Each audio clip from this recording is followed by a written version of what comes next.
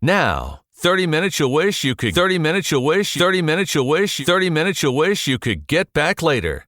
The Nice Guys on Business. You know how much I love the Daily? You know, in spite of the fact that Michael Barbaro, how do you say his fucking name? Barbaro. He only says it every single episode. Obviously, you're not paying that much attention. In spite of the fact that Michael Barbaro directly sent me an email when I one time criticized something that Michael Barbaro did or it was the wrong fucking date. I got an email from Michael Barbaro saying, could you be more generous? Yeah, he's basically like, cool your fucking jets. Come on, dude. Just let it go. I love the fact that Michael Barbaro even paid attention to me for a second. I know, I love that. Blessed is he who, in the name of charity and goodwill, shepherds the weak through the valley of the darkness. For he is truly his brother's keeper, and the finder of lost children. And I will strike down upon thee with great vengeance and furious anger those who attempt to poison and destroy the Nice Guys on Business. Reach in there and grab my wallet. It's the one with bad motherfucker on one side and the Nice Guys on Business on the other. Most days, they take their meds. This is not one of those days. Welcome to Fuckery with the Nice Guys. No interviews, no business content. Just your two favorite slack-jawed mouth breathers ranting about whatever. Now, strap yourselves in for Nice Guys Fuckery with the kings of fuckery, Doug Sandler and Strickland Bonner. All the things, Strickland, all the things. We're doing every single one of them, including happy hour. The content of this meeting has been sent to a third party. That's right, a third party. I have no idea what kind of fucking accent that is. We're having a third party? A third party? We haven't even had my first is not enough. Not your party, not my party. We need a third fucking party. Yeah. Oh, geez. So I am today, Michael Neely sent me a hang on. If we're streaming on Facebook, I'm too dark. I gotta pull my shades down to go ahead. You tell your Michael Neely story. I'll tell you. Can still hear me, can't you? I can. Okay, good. I don't know how technology works. Strickland can still hear me as he's doing that.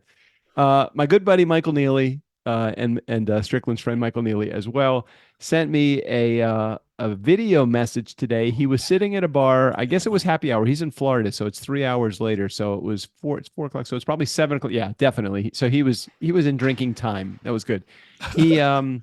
He sent me a message, a video message of a bartender making an old fashioned using a certain kind of bourbon. And it wasn't the kind of bourbon that they were using, but it was just the mere fact that he was sending me like the bartender making the drink. I mean, it's basically saying to Doug, okay, here's what you're missing out on right now. Right? Oh, hell yeah. You're missing the bartender use the bitters and doing the muddling of the cherries and the simple syrup and all of the things. I'm like, fuck, I really want an old fashioned right now. So you know what? It's been a fucking good week. I'm going to make myself an old fashioned. That's why I don't watch the Food Channel, the Food Network, because it's like, I just get fucking hungry when I'm watching that. We can talk about, go ahead. Well, okay. First of all, before I forget, because dude, we have so much going on. I know. Welcome back. My name's Strickland Bonner. On the other side of the microphone, Mr. Doug Sandler, the goddamn salesman of the year. Thank you. And we're only in, what are we in March? We're only in March, and you are already the goddamn salesman of the year.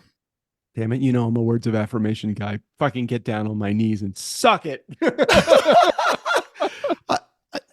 That wasn't a request, was it? I just want to clarify. I was just helping a brother out. I'm not gay. I'm just helping a brother out. I just not that there's anything wrong with that at all. Nothing wrong with that at all. So many things I want to talk about. I don't even know where to begin. So I don't even remember any of them right now. That's the problem. I don't remember any of them. I remember nothing right now about what I want to talk about. Well, there's one. Yeah. I don't want to clear your brain and have you not be able to remember the other things. Okay. But you mentioned last week about an episode of The Daily that was about the real estate. It's not NRA. It's NAR. We gotta start writing shit down now. I know, right? Now you're thinking about it. You got to write shit down. Okay. National Association of Realtors. Yeah, National Association of Realtors. We're going to talk about that. We're going to talk about Truth Social. Okay. Oh, We're going to talk about God. Truth Okay. Social. We're going to talk about, you have to remind me as we go through here. So let me, No, you guys are writing shit down because I ain't I'm gonna writing it remember. down. We're going to have to talk about the 9 fucking voicemails that we have in our. Thank you. Yes, that was the other thing. We have 9 goddamn voicemails today. Okay, we're going to talk about the voicemails. I'm going to talk about a post that I put up on Facebook. I think it was yesterday, reviewing back 7 years ago or something like that, where you and I were 350 episodes in. We had, I think, just over 1 million downloads at that point. We were getting 50 or 60,000 downloads a month. Oh, nice. We were making exactly $0. $0. $0. We and have working our asses off. We have, and working our asses off. We have less listeners, which is fine. Fewer. But we have quality listeners. Well, apparently, since they left 9 goddamn voicemails, we have quality listeners now, and we're fucking working less, making more, and I'm only literally 2 sips in, and I'm already buzzed from this bourbon. Damn. So, voicemails, Truth Social. We want to talk about the National Association of Realtors. There was other stuff, but I don't remember it. Oh, I want to talk about we'll get to that when we get to the voicemails. We have. Are you not going to write it down? Because I don't have to write it down because it will be an auto reminder because of voicemails. I know that we have 3 voicemails from somebody brand new in our community, and you're going to be very excited. I have not listened to the content of these voicemails. I just know that they are from a new number that I don't recognize, and there are 3 of them. Now, it's either 3 sales calls, somebody calling and hanging up and calling back again, or it might be somebody that's got shit to say. We have important information about your auto. What the hell is it? Oh, your auto warranty is about to expire. So I get on fucking Facebook, okay, and I'm not a huge social media guy, but I'm more social media than you are. So I get on social media, and normally I spend some time in Facebook Marketplace. I have found a Ford pickup truck that I wanted. I found my Airstream through a group that was on Facebook that I connected me with another marketplace. And I fucking forget what I'm even talking about. Dude, like you've already got the topic started. How have you forgotten where it is you were going? I don't know. Something's wrong. Something is definitely wrong with me. I fucking don't remember. Whatever. It's fine. It's fine. Anyhow, let's just go on. National Association of Realtors. You were on such a little roll, and then it was like whoosh right out of your head. It just completely left my head. In the meantime, I'm having this conversation with Strickland Bonner. For those of you that are in our Nice Guy community and know Strickland, but you are now seeing him and seeing me. If you're in the Nice Guy community, I hope you know both of us. While in the other room right now, JJ. Your other room at your house. Other room at my house. JJ is on her podcast interviewing Mariel Hemingway. Get the fuck out of here. Really? So, yeah, she has gotten into this zone of, it's like when you get in a good rhythm, it's like, fuck it. You know what I did today? I took all of the people, and this is interesting because you said it earlier today in a text message exchange that we had, when it rains, it pours, talk about bringing sales in. When it rains, they usually come in waves, and I don't do anything differently to get the sales than I do when I'm not getting sales. So it's like, fuck it. Maybe I should just always think this way, but I don't know. Sometimes I get a little nervous. It's like, hey, it's been 30 days since I've made a sale. Strickland's going to get mad at me. I need to do something in order to make a sale. So I'm like, maybe I should try to ramp up the activity here. And I did nothing differently, and more sales started coming in. And so what I did was I went into my inbox in my mailbox, which pretty much has how many messages are usually in my inbox, Strickland? 0. Right, I had 0. So I had 4 messages in my inbox, and all 4 of them were for future people that are going to take action. And I've sent them the email. They've sent me a response, and they've confirmed they're moving forward. It's a matter of time. And you know what I did with those 4 emails? Fucking deleted them. What? I deleted them, not because I'm going to be remiss in my follow-up, because I have them in HubSpot, and HubSpot will remind me that I have these 4 people to follow up. Okay. But I don't need top of mind, extra top of mind awareness that these 4 people are ready to make a decision on moving forward with podcast launch and production. I just need to get out of my own way and be more in the space of I'm going to close some more deals and more people are going to want to participate in podcasting. And I don't need to be worried about them and keep them and see them literally every time I open up my email inbox, because I have, as Strickland just mentioned, usually have 0 emails in my inbox. Mhm. And because I have a little bit more activity going on right now, I have 4 in there. HubSpot will remind me. I don't fucking need to follow up with them again and kind of bring them into my own anxiety-ridden brain of, oh, I wonder if they're going to make a decision to move forward. Just like, let them make a decision when they're ready to make a decision. I don't need them right now. I'm good. It's very zen of you. Very zen of me. So I am back to let me go into my my inbox. I'm down to I just can't here's it. I got 2 people in my inbox right now. One of them has said they're moving forward. I just have to get the paperwork rolling. So I haven't done that. The other one was a referral from somebody literally that we just put into our program yesterday that I haven't even had a chance. You haven't even met with them yet, right?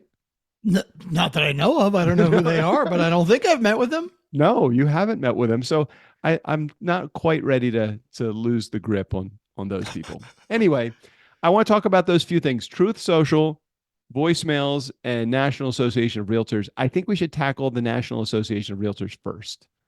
Okay, so a little context if you didn't listen last week or you didn't make it to the very fucking end of the show last week, which, you know, I would not fault you for that. We were talking about the episode of The Daily that was talking about NAR, National Association of Realtors, and the decision that came down where they lost a court case about their fees. Yeah. Their commissions, right?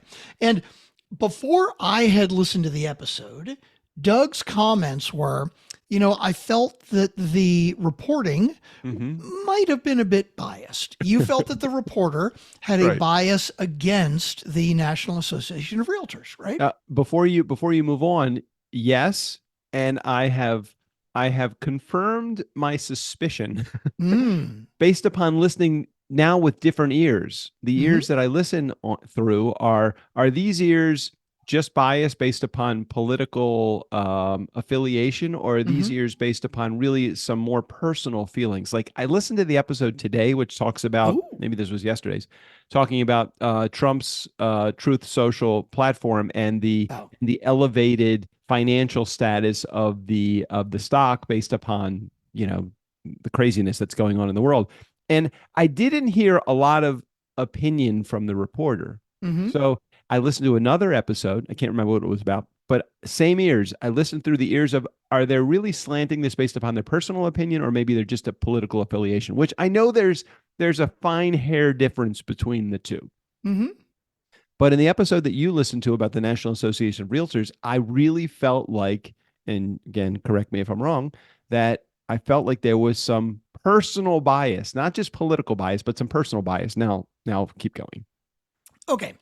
Now, I was curious because when you said that, I was hoping maybe you listened to the same episode again and maybe had a different opinion, but No. apparently you did not. No, you have not. I've decided that already. You've already decided, and it's well, done. unless you tell me differently, maybe I'll have to listen to it again if you say something different. I'd be very curious to have you listen again because I have a very different opinion.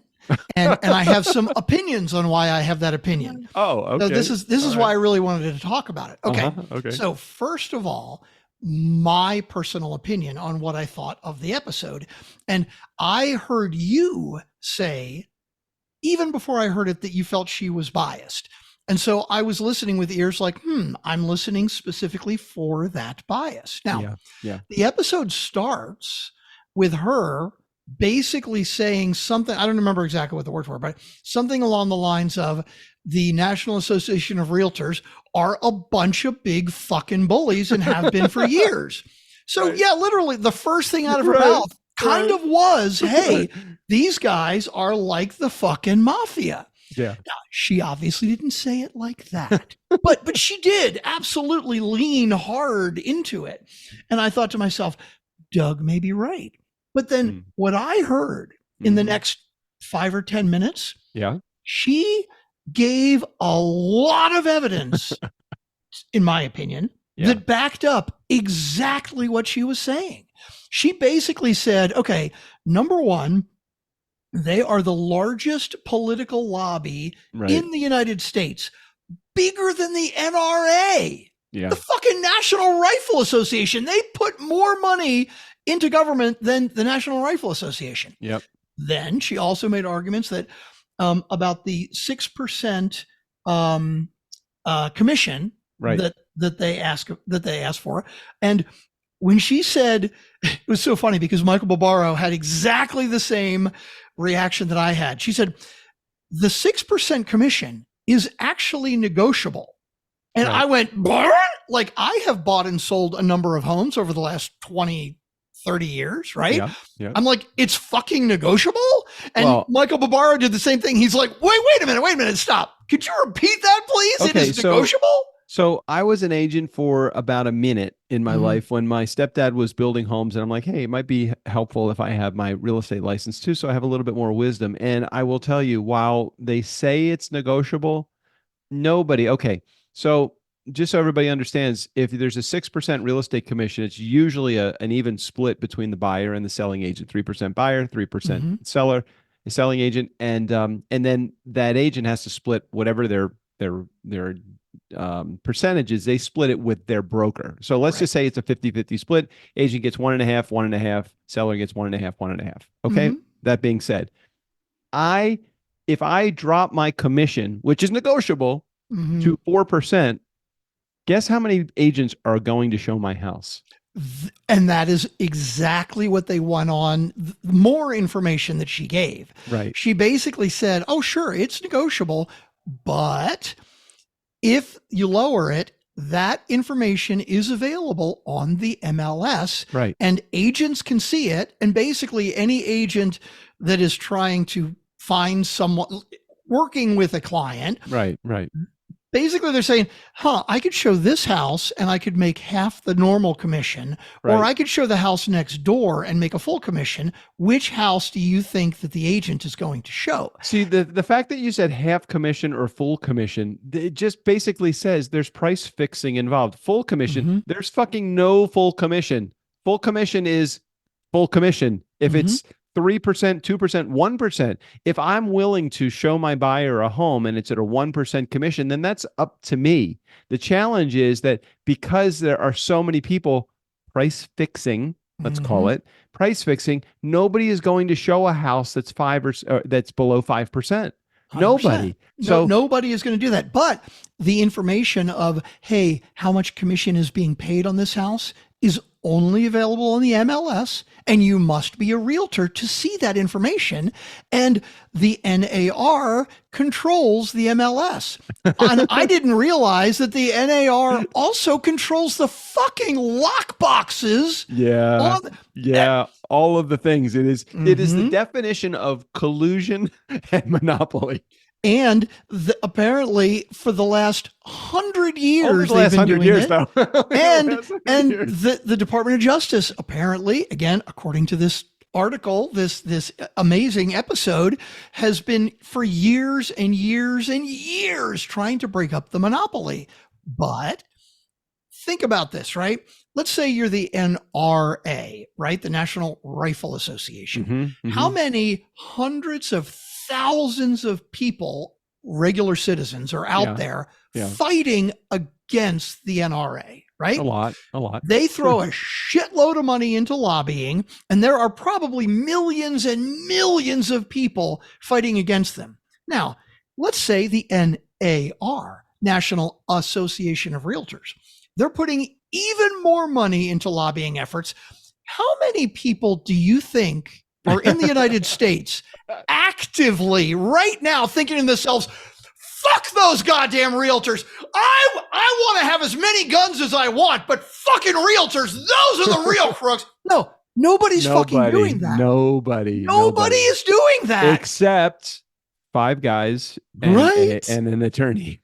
And so let's not get too deep into that, because I'll put a link in the show notes for this episode, because it's a very good episode. It's very interesting, actually. Now, so in my opinion, yes, she came right out of the gate and was like, these guys are a bunch of crooks. But then she offered a lot of evidence to back the fact that these guys are a bunch of selfish fucking crooks. And so, in my opinion, that's why I don't think she was biased. Now, Well, there are a couple things. First, there are two things that I was thinking about of why you, even after given those facts, believe that she was biased. And I'm curious to hear. First of all, wasn't your mom a realtor also? oh yeah, I can't. It's going to be very hard for me to give you case in point why I feel like she was being biased. But I really was trying to approach this from a completely unbiased perspective on that. You know how much I love the Daily. You know, in spite of the fact that Michael Barbaro, how do you say his fucking name? Barbaro. He only says it every single episode. Obviously, you're not paying that much attention. In spite of the fact that Michael Barbaro directly sent me an email telling me when I one time criticized something that Michael Barbaro did, or no, that they didn't do. It wasn't actually him. I think it was Sabrina. No, I think it was him. No, it was him. It was him. The wrong fucking date. And I'm like, wait a minute. This is the New York Times. This is truth. It has to be the right. It's got to be fact checked. Why is somebody isn't fucking fact checking the fucking date? That was, I got an email from Michael Barbaro saying, could you be more generous?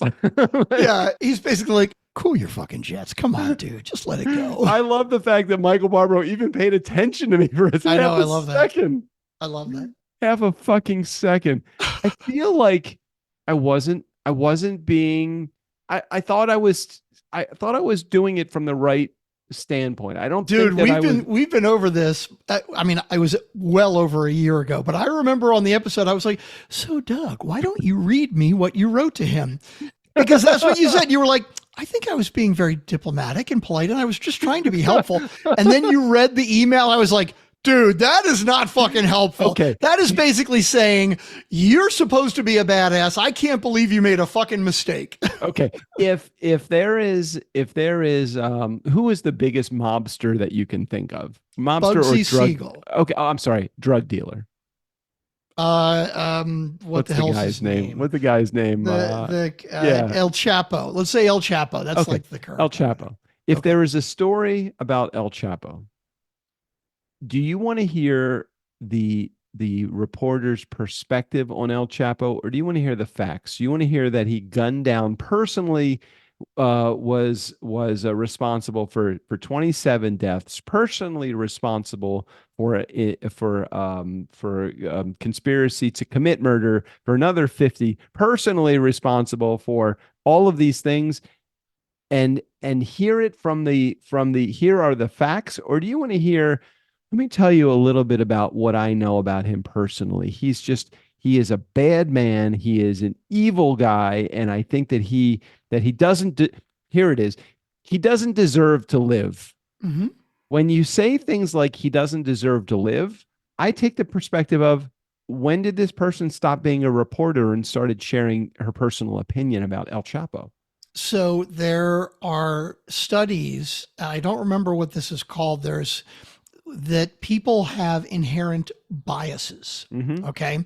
And different people tend to have different inherent biases. And there are a couple of specific ones.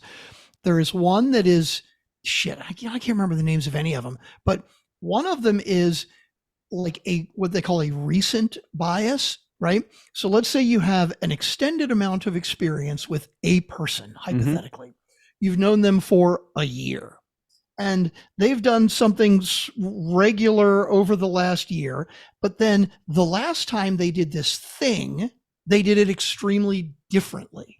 So a recent bias would be like when they did X recently, to go, oh yeah, that guy always does X. When in reality, he's been doing Y for the last year, but you're just hearing the most recent. What have you done for me lately theory? Right. You, and I've sometimes seen this before, you have the opposite, and I don't remember exactly what it's called, but it can be a bias of that as soon as you hear something or meet someone, you make your decision about them immediately and then don't hear anything else that comes after will not change that opinion. Well, it's because, what's the expression? Don't shoot the messenger. What, wait, what? No, it's a better expression. It's don't hate the player, hate the game. And in this particular case, I didn't like the player. I do like the game. I really do. I felt like this was, in a sea of episodes that I've listened to over the last many years of the Daily, it really stood out as a challenge to me. I'm like, why did it stand out as a challenge? Why did this reporter go on a tirade about the National Association of Realtors? Why am I focused on the reporting versus I want to focus on the story? I don't want to focus on the reporting of the story. Mm-hmm. So I had a hard time with the reporter rather than the reporting. And you see, that's what I find so interesting. And I would love, be careful what you ask for, because you may get it. We have 9 fucking voicemails, right? So I probably shouldn't ask for this, but I would love for anyone else to listen to this episode. I'm very curious what they think, because while I agree with Doug that she came out of the gate fucking hot, within 5 minutes, she backed everything she said. Now, what's interesting though is, you're right, because there are times, depending, if I heard the beginning of a story and someone said, and the reporter said, the best president that we ever had, number 45, Donald Trump, I wouldn't hear a fucking word she said after that. But in the same way that, let's say there's some speaker I go to see, right? And he's talking in front of 1,000 people. And one of the first things he says to you, one of the first things he says is, I just thank God that I'm here, right? I just, Jesus Christ made this happen. I'd be like, you know what? You go fuck yourself. I don't want to hear your religious bullshit. I might not hear another word he said after that. I think that's what happened to you. Now, again, there are certain things that trigger me. If somebody says Donald Trump is a great fucking businessman, I'm going to be like, you can go fuck yourself immediately, and I don't give a shit what else you say. If you say to me like, I'm here because of God's will, fuck it, you're done. It's over. All right. I think somebody the reporter triggered you in that way. It is possible, and I'm open to anyone in our community also agreeing with Strickland and disagreeing with me. I would love to hear it, but it's a perfect segue into you said Donald Trump is a great businessman. Is that your what you Truth said? Social, right? You want to talk Truth Social? Holy shit. You know what? Because this is a couple of different topics combined. Number one, it's the topic of Truth Social. Hold on. This was like a segue. It was a segue. I mean, you might think we were professionals or something, like we planned this shit if you had never listened to the show before. The fact that you did exposition and talked about the segue removes the professional. I know, right? Exactly. I had to strip that shit right out, man. I can't have anybody thinking we're actually professional and shit. Hey, let me help to really further enhance the fact that we're not professional. We'll edit that out. Okay. And by the way, if you're watching on Facebook, you should also go back and listen to the episode that comes out tomorrow, just to confirm that no, we didn't edit that shit out. No, we didn't edit the shit out. So, I was listening to the Daily, and of course, the Daily is updating me on my daily information, and it may have also been on the Journal, but I think it was on the Daily alone. But this actually combines a couple different topics. It combines, and I know we'll talk about this right after we talk about the Daily. Before we get into the 9 voicemails, fuck, it's going to be like a 2-hour episode. I'm sorry, I know, right? Sorry, everybody.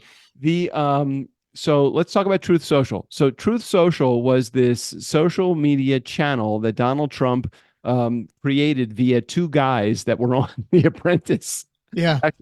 Did you listen to the Daily? Did you get the backstory? I have not. I want to hear it now. I mean, I'm definitely, I want to hear the episode. So we may as well just change the name of the show, and it's The Nice Guys on the Daily. Because basically we take every Daily and the Journal story and we expand on it. Yeah. The Daily comes out every day, and then we record an episode talking about the Daily every day, right? I discovered something that I think I realized why you don't like the Journal as much as you like the Daily. And maybe this is wrong, but maybe this is accurate reporting from my perspective without any political bias at all, or any personal bias. if you listen to the daily, I'm sorry, if you listen to the Journal, which is the Wall Street's Journal of their the Daily, if you Mhm. listen to the Journal, you'll discover that I think post production, post recording, or is post production? Tell me what the definition of post production is. No, post production is.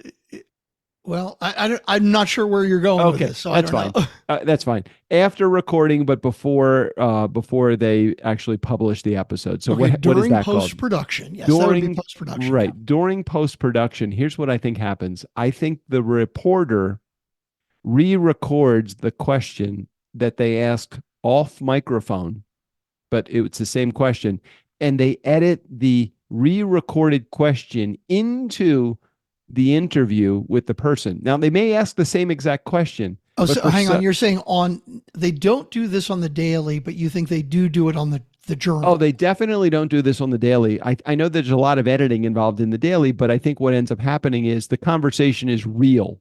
You're having, you and I are having a conversation. It's not like, okay, after we stop recording, I'm going to go back and I'm going to put in my questions that I ask you. Right. On the Journal, I think what they do is they get some producer to go out and talk to the person, and the person answers the question. Okay, here are the 5 questions that we're going to ask you. They ask the question, the person that they're interviewing answers all the questions, and then later that day, before they actually publish this, I think the reporter goes in and says, "Tell me about what your feelings are on XYZ subject." Got it. Okay. And it does remove a lot of what I noticed. It removes a lot of the personal connection between the interviewer and the interviewee, and it's very sterile. And I think that that's what you're hearing. That totally could be part of it, but but I hear you. I know what you're going to say. But I think I specifically said before, we don't know the rest of the story. Well, yeah, that's it. I don't feel like they finish, like they just don't give enough information. I think they don't give enough information because they don't go deep enough. Here's what I believe happens. They go out, they ask the 10 questions that are pre-written, and they don't involve a conversation. So there's no engagement of the guest. Okay. So I think that you don't get what you feel is the happy ending you need to have. Dude, you know me. I always want my happy ending. Come on. You don't get the happy ending from the Journal, and you do from the Daily, because Michael Barbaro says, "So Strickland, thank you," and Strickland says, "Thank you, Michael." Yeah, that's it. And that you don't get that on the Daily. And that is, to me, the perfect way for an unbiased recording to take place. I'm not saying that the Daily can't be biased. I'm just saying they need to do a better effort at sharing, hey, this is going to be a little biased. I'll tell you what the Journal even does. The Journal. So hold on. Now I got a quick question. Yeah. Do you feel there have been other episodes of The Daily where the reporter has been very biased? Or is it just specifically this one about God, it's most obvious in this one, and it makes me want to listen with different ears going into the Daily episodes every day. It does. You see, this is funny as shit. This is 100% reinforcement of what I just said a few minutes ago, right? Exactly. It is about the bias. So how long have you been listening to The Daily? Oh, years. This is your interrogation now. Mr. Sandler, how long have you been listening to The Daily? Years. Mr. Sandler, how many episodes each week would you say you listen to on average? All of them. All of them. And I believe it comes out 5 or 6 days a week. Is that correct, 6 Mr. Sandler? days. Okay, I listen 5 of the 6 days because I can't fucking stand the Sunday morning read. Let's say on average 5 of the 6 days a week. And you say you've been listening for a few years, Mr. Sandler? Oh, a few. More than a few. Probably all of the years. So, Mr. Sandler, you would say that you've listened to well over 500 episodes of The Daily? How many episodes do they have? Well, let's say 5 or 6 episodes a week that you Yes. listen to, and Yes. it's 52 weeks in a year. So How that would many be years has this show been? 250 episodes per year. If they've been producing shows for 5 years, yes, I will have listened to at least 250 episodes. I think there's more though, actually. No, 250 per year. It sounds like you listen to on average. So I'm saying that you've listened to at least 500, probably more like 1,000 episodes. Oh God, at correct, least sir? 100%. And before, Mr. Sandler, before you heard this episode a week ago about the National Association of Realtors, how many of those episodes did you feel had biased reporting? I object. Oh, no. I'm sorry. Leading the witness. Leading the fucking witness. Leading the fucking witness. What the fuck does the judge say when no, you can't, like, Abstained. Sustained. No. Not sustained. The other one. What's the other one? Yeah. Oh, yeah. What is that one? I'll allow it. No, I'll allow it. I'll allow please answer the question, Mr. Sandler. All of them. I've listened to all of them and they've been stellar. And Mr. Sandler, before you heard this episode on last week about the National Association for Realtors, in how many of those episodes did you feel there was biased reporting? Can I approach the bench? No, please, Mister. Can I treat the witness as hostile? You won't answer the question. Please answer the question, if the Mr. glove Sandler. fits, he must acquit. That's all I got. Please answer the question, Mr. Sandler. I can't. You can't handle the truth. You can't handle the truth. God damn it.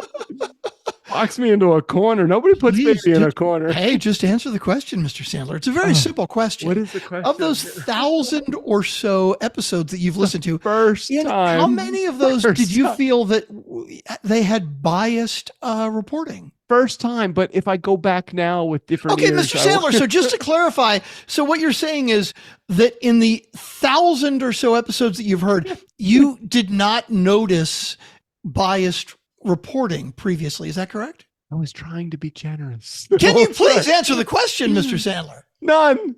Okay. And now, so what you're saying is the one episode that you heard a week ago, you felt that the reporting was a bit biased. Is that correct, Mr. Sandler?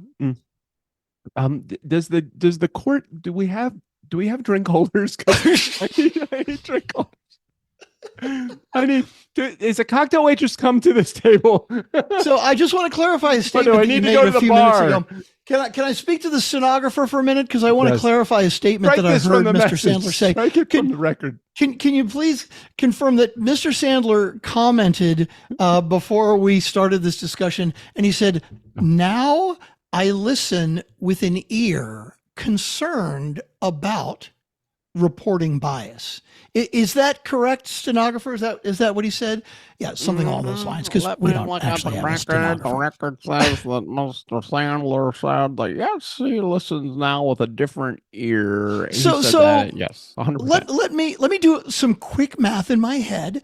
Let's say that you have listened to approximately 1,000 episodes, if not more.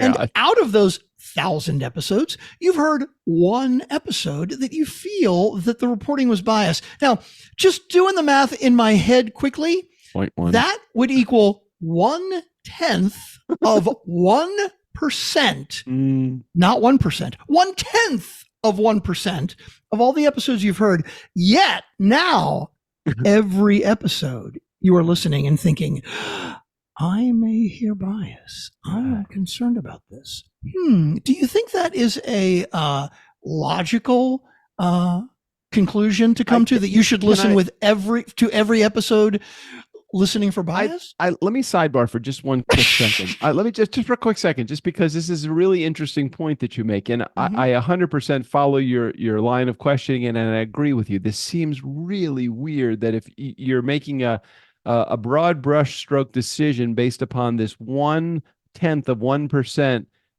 finding that you have. But I want to go back to a conversation that I had with our good friend Robert Sherman, when there was a mistake that was made within one of our photo novelty businesses. Oh, yes, I know where you're going with this. Okay. I've heard this before. And Robert came to me. There was a complaint, and I was pissed fucking off that there was a complaint from our services that we provided, and that the complaint warranted us potentially having to refund this. And I said, Robert, this was a stupid mistake. It should have never been made. He said, let me ask you a question, Doug. What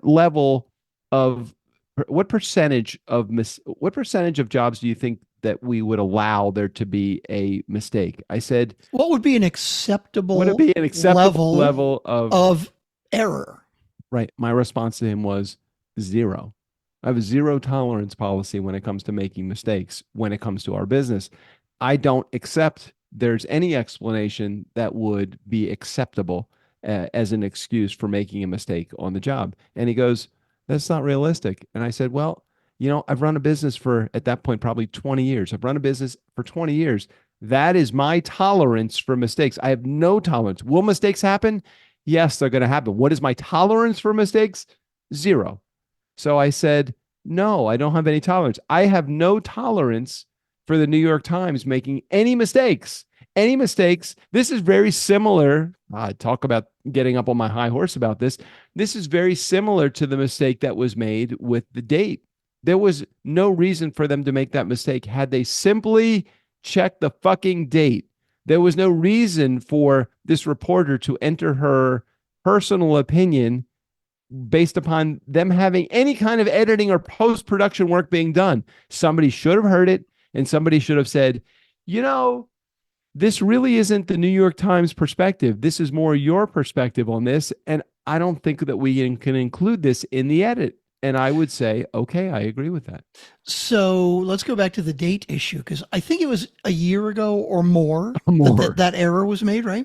When you listen to the Daily, and you've listened, according to you, approximately at least 250 times since then, do you every single day specifically listen for him to say the date and then check your calendar to make sure it's correct? Okay, so I don't specifically listen to them to share the date, but I do listen to them with an ear towards that. Okay. But are you concerned every day when you hit play of, I wonder if they're going to get the date wrong today? I wonder if they're going to get it wrong. I don't do today. that, but I certainly, when they say it's Monday, January 4th or whatever, when they say that, I listen and I take note and I remember.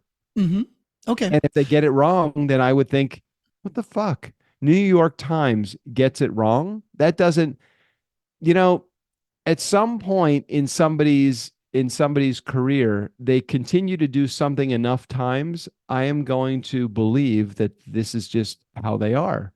And if you continue to show up late for meetings or don't follow through with actions, I'm going to be tarnished. Your reputation will be tarnished. Your lack of, there will be less trust not that anybody has to look or want or wish for my trust, but it's all an internal thing. If I listen and they give the wrong date or there's bias, I'm going to look at that slightly differently all the time now, regardless of whether it's 0.1 or 10% of the time. So, Mr. Sandler, would you say yes or no when an episode of The Daily comes out or any podcast comes out and they say the day of the week and the date of the year? Is that something that's up for debate or discussion, or do you feel that is a fact that is either correct or incorrect? Fact. It's an easier fact. I agree. I 100% than an opinion. I 100% agree. I know where you're going. I know where you're going. It's a lot easier to determine fact versus opinion. And for me, there should with one exception, when reporting, there should be no opinion. But you see, that's impossible. It is literally impossible, because let's take this specific instance. Yeah, there's an acceptable level of opinion when it comes to news, because the news itself is opinionated. The slant and the angle of the news, whether it's the New York Times, CNN, MSNBC, Fox News, although they can report it with their slant, they're not presenting it with their opinion, but they really are, because it really just determines who's got the meter on this. For those of you who have not listened to 1,000 episodes of Doug and I, this is the classic example, and that Doug is a very black and white kind of guy. And not only do I see in many shades of gray, and this is not to say which is better or worse, but I am also kind of an asshole when it comes to making sure that if I feel that somebody is not seeing the other side of an argument, I want to do everything I can to make sure they see it. Even if I don't agree with that side of the argument, my brother, I want to make sure that they see it. I see it. My brother, I see it. I know it. You know, this is you. For those in our community, you get us warts and all. And Strickland has had warts and all. He understands my warts and all for the last. When did we meet? 1990 what? 1998. 1998. So we've been friends for 26 years. That's crazy. He's my only friend for 26 years. So I get it. He points it out, not in a negative way, but he points it out, and I see it, and I realize that I do shit like this, and it's like, why do I do this? I don't know. It's the same reason. Why do I hold a game sheet, or what's it called, a scorecard? Why do I hold a scorecard on how many times like Robert Sherman has been late to meetings for me? Oh my God. How long is that scorecard? Well, that scorecard was pretty long before I finally just said, hey, Robert, you can't be late with me anymore. And he basically, I said, once you're, I gave him I forget, once you're 10 minutes late, I'm out. I'm not going to be here. Wait a minute. Did you just say once you're 10 minutes late, I'm out? So you're giving him 10 minutes? That's Zoom a lot more leeway than you give most people. Personal meetings are different than Zoom meetings. Zoom meetings, it's like, wait, then I give who? Then I give you? No, I'm not talking about me personally. I'm saying anybody else. I mean, me, which I'm okay with, but anybody else. On Zoom, I don't give people 10 minutes. Mm-hmm. There's no fucking way. If you don't respect my time enough to either tell me, you're going to be fucking late, and you have a smartphone in your hand. Who doesn't have a smartphone and can send me a text message that says, hey, I'm sorry, I'm going to be late, or get on Zoom and say, hey, I'm in the middle of a fucking meeting. I can't see you. I had a client. I hate to say this because I might listen to the show, but fuck it, whatever. I had a client that literally showed up 15 minutes late to the meeting, or connected with me, or sent me an email that was it. Sent me an email 15 minutes after the meeting's over. Hey, my meeting is running late. No fucking shit. I'm sitting waiting for you for 15 minutes. I know you pay me every month, but don't do this to me, because I would never do this to you. I'm sorry. I just didn't realize the time. I'm like, I hate that. I have so little tolerance for shit like that, because when people don't show up at meetings for me, don't schedule the meeting. Just don't schedule the meeting. Or you knew 3 minutes before you were going to be late, just send me a text message, or figure out how to reach me, or excuse yourself from your fucking meeting and say, I'm sorry, I have a meeting, I've got to go. There was a priority because it was a client meeting for him. And for me, he is my client, and I am his, and I'm a service provider to him. So I immediately sensed there is a priority here that I sense. You are prioritizing your current client over somebody that you're paying. I don't think that's right. I think there's respect, and there's only one level of respect, and it's total respect. So black and white. You're saying total respect or no respect at all. Exactly. I think we've beaten this horse dead. Okay. All right. And we should move on. But now I'm dying to hear about your Truth Social thoughts. Okay. So you got to listen to the most recent today's episode of The Daily. And that was today being Thursday. Well, I think it was actually yesterday's episode of The Daily. It might've been. I can't remember it, but you'll find it. Truth Social. Two guys came to Trump and they said, hey, look, you got kicked off of Twitter. We'd be interested in starting another social engine with you. Would you be open to it? He's like, hey, look, I'm not sure I'd be into it, but I'll put my name behind it if it could help us, if it could make all of us money. So anyway, so they introduced this. They went out and they found a company that in SPAC, I think it's called SPAC, not spec, but SPAC. Oh, no. And SPAC is a special, it's actually an acronym. Whatever. Special Purpose Action Committee or something. Okay. No. This wasn't a committee. They needed to find a company that was ready to be ready, that had funding already, and so anyway, there was a $300 million organization that was out there that was willing to combine with Trump's Truth Social. They formed this company. The SEC had some issues with it a while ago. They fixed the issues. They got through it. They fined the company like $19 million. They paid the $19 million. No big deal at all. Whatever. So now Trump has access to this company that's got funding, starts with $300 million. I think recently, in their most recent reporting, I think they lost $23 million last year or something like that. I had heard they lost 49 million. In the first year, whatever, somewhere in there, just splitting hairs here. 49 million. They lost a shitload of money. So anyway, this IPO comes out, or this offer to the public comes out, and everybody that is a Trump supporter is a Trump supporter. It doesn't matter whether it's a losing proposition or not, winning proposition, losing proposition. No opinion about Trump in this at all.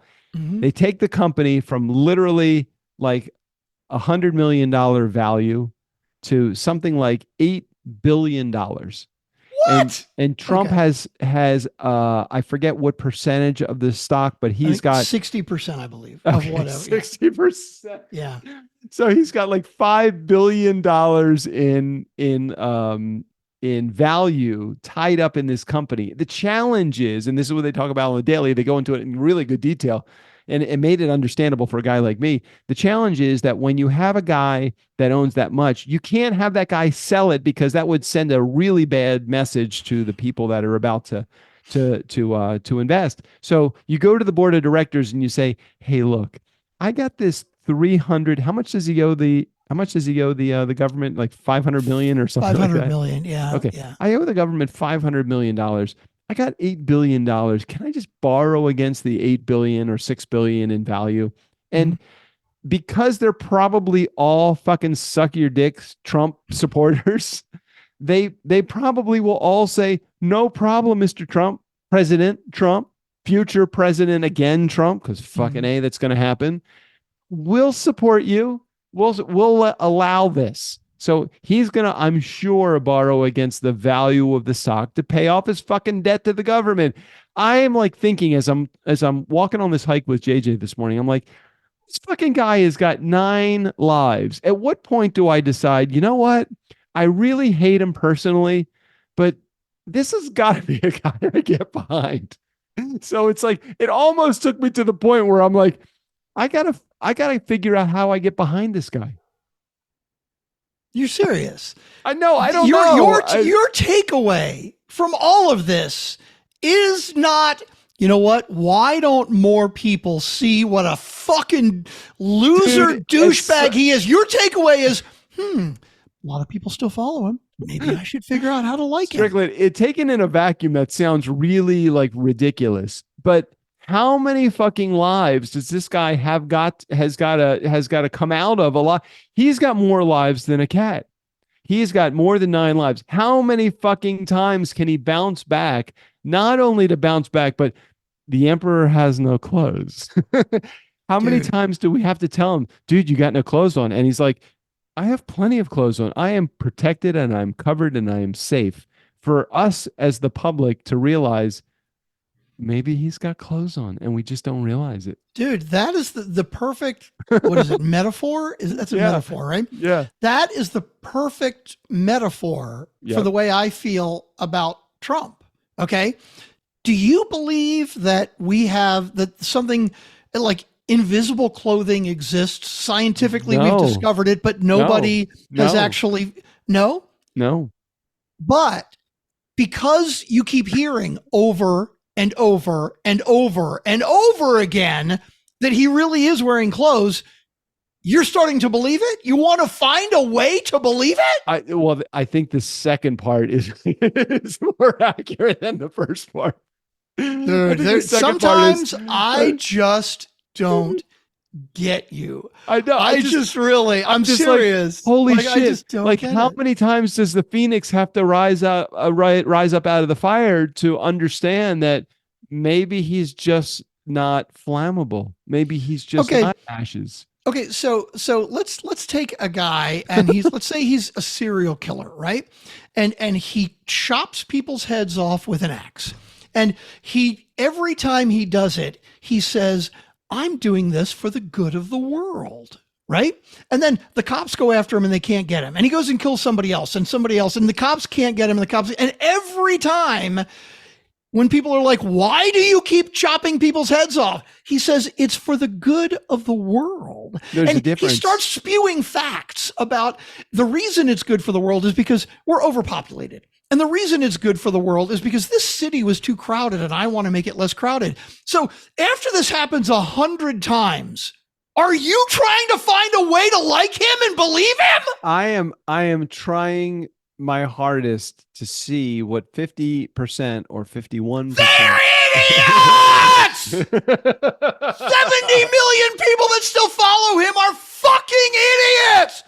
By the way, anyone watching in the Facebook group, and if you're a Trump supporter and you fucking hate me now, fuck you too. I'm sorry. Open your goddamn eyes. Don't watch Fox News for 5 minutes, okay? I have never watched. I don't even know if I've ever seen a spot of Fox News. I don't know that I ever have. In 2016, when he was the Republican candidate, and he's spewing this crazy shit, right? And he's saying shit like, all of my competitors are assholes and they're fucking liars. I'm thinking to myself, this is how you win a presidential election, by basically bullying your opponents? Like, that's horrible. Not very presidential. Okay, you want to go about it a different way? Okay, whatever. And then the video came out of him saying, grab him by the pussy. Like, you when you've got power, you can do that. You can just grab him by the pussy. And I thought to myself, that day, I thought to myself, well, thank God. Now that this video has come out, people will see who he really is. Here we are, 8 fucking years later, 70 million people still back. I don't get it. I don't get it. He is under indictment. And he's saying it's not 91 charges anymore. Some of them have been dropped. So I think it's 87 charges, 4 different cases. And he's like, it's all political, right? All 87 of these fucking charges are political. And then he's like, you can't put me on trial in the middle of my election.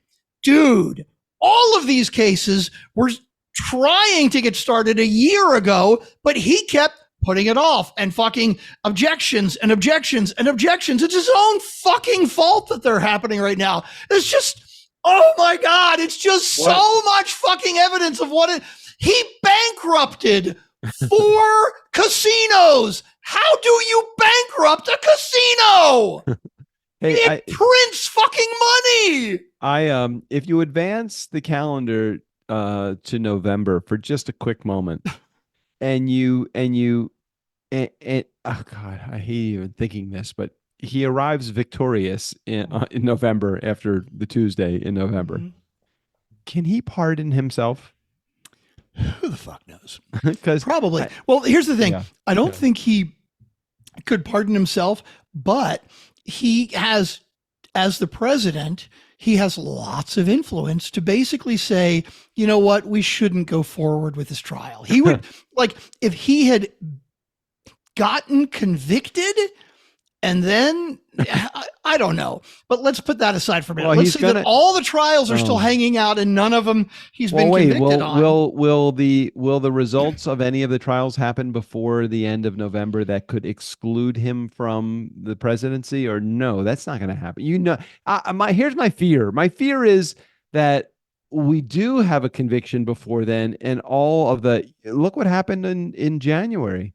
Not January of this year, but January of 2000. Look what happened. I mean, with the Capitol. January 6th. January 6th. Thank you. Yeah. The peaceful protest of January 6th, where 6 people died. Wrath will rain down upon who does that? Samuel L. Jackson. Who's the one that says wrath will rain down? Oh, yeah. The Pulp Fiction. Yeah. So how many challenges will be there? How be challenges out there? What are you getting at, Doug? I'm not sure where you're going with this. Where I'm going with this is if there is a conviction before the election that excludes him from the election, how much trouble is that going to create in the world? Not in the world, but in our government. From a practical sense, yeah, I would kind of rather see it go to election, and then him lose the votes. Because you're right. Win. I mean, who knows? He's going to win. He's going to win. He's going to win. Biden sucks. I mean, I'm not saying that Biden is. Look, I don't even want to get into that. Okay. Because I don't even want to get into that. Let's just talk about Trump for a minute. Okay. Because forget what you think about Biden. What you're basically saying is Trump is better than. No, I'm not even saying that. I'm just saying, no.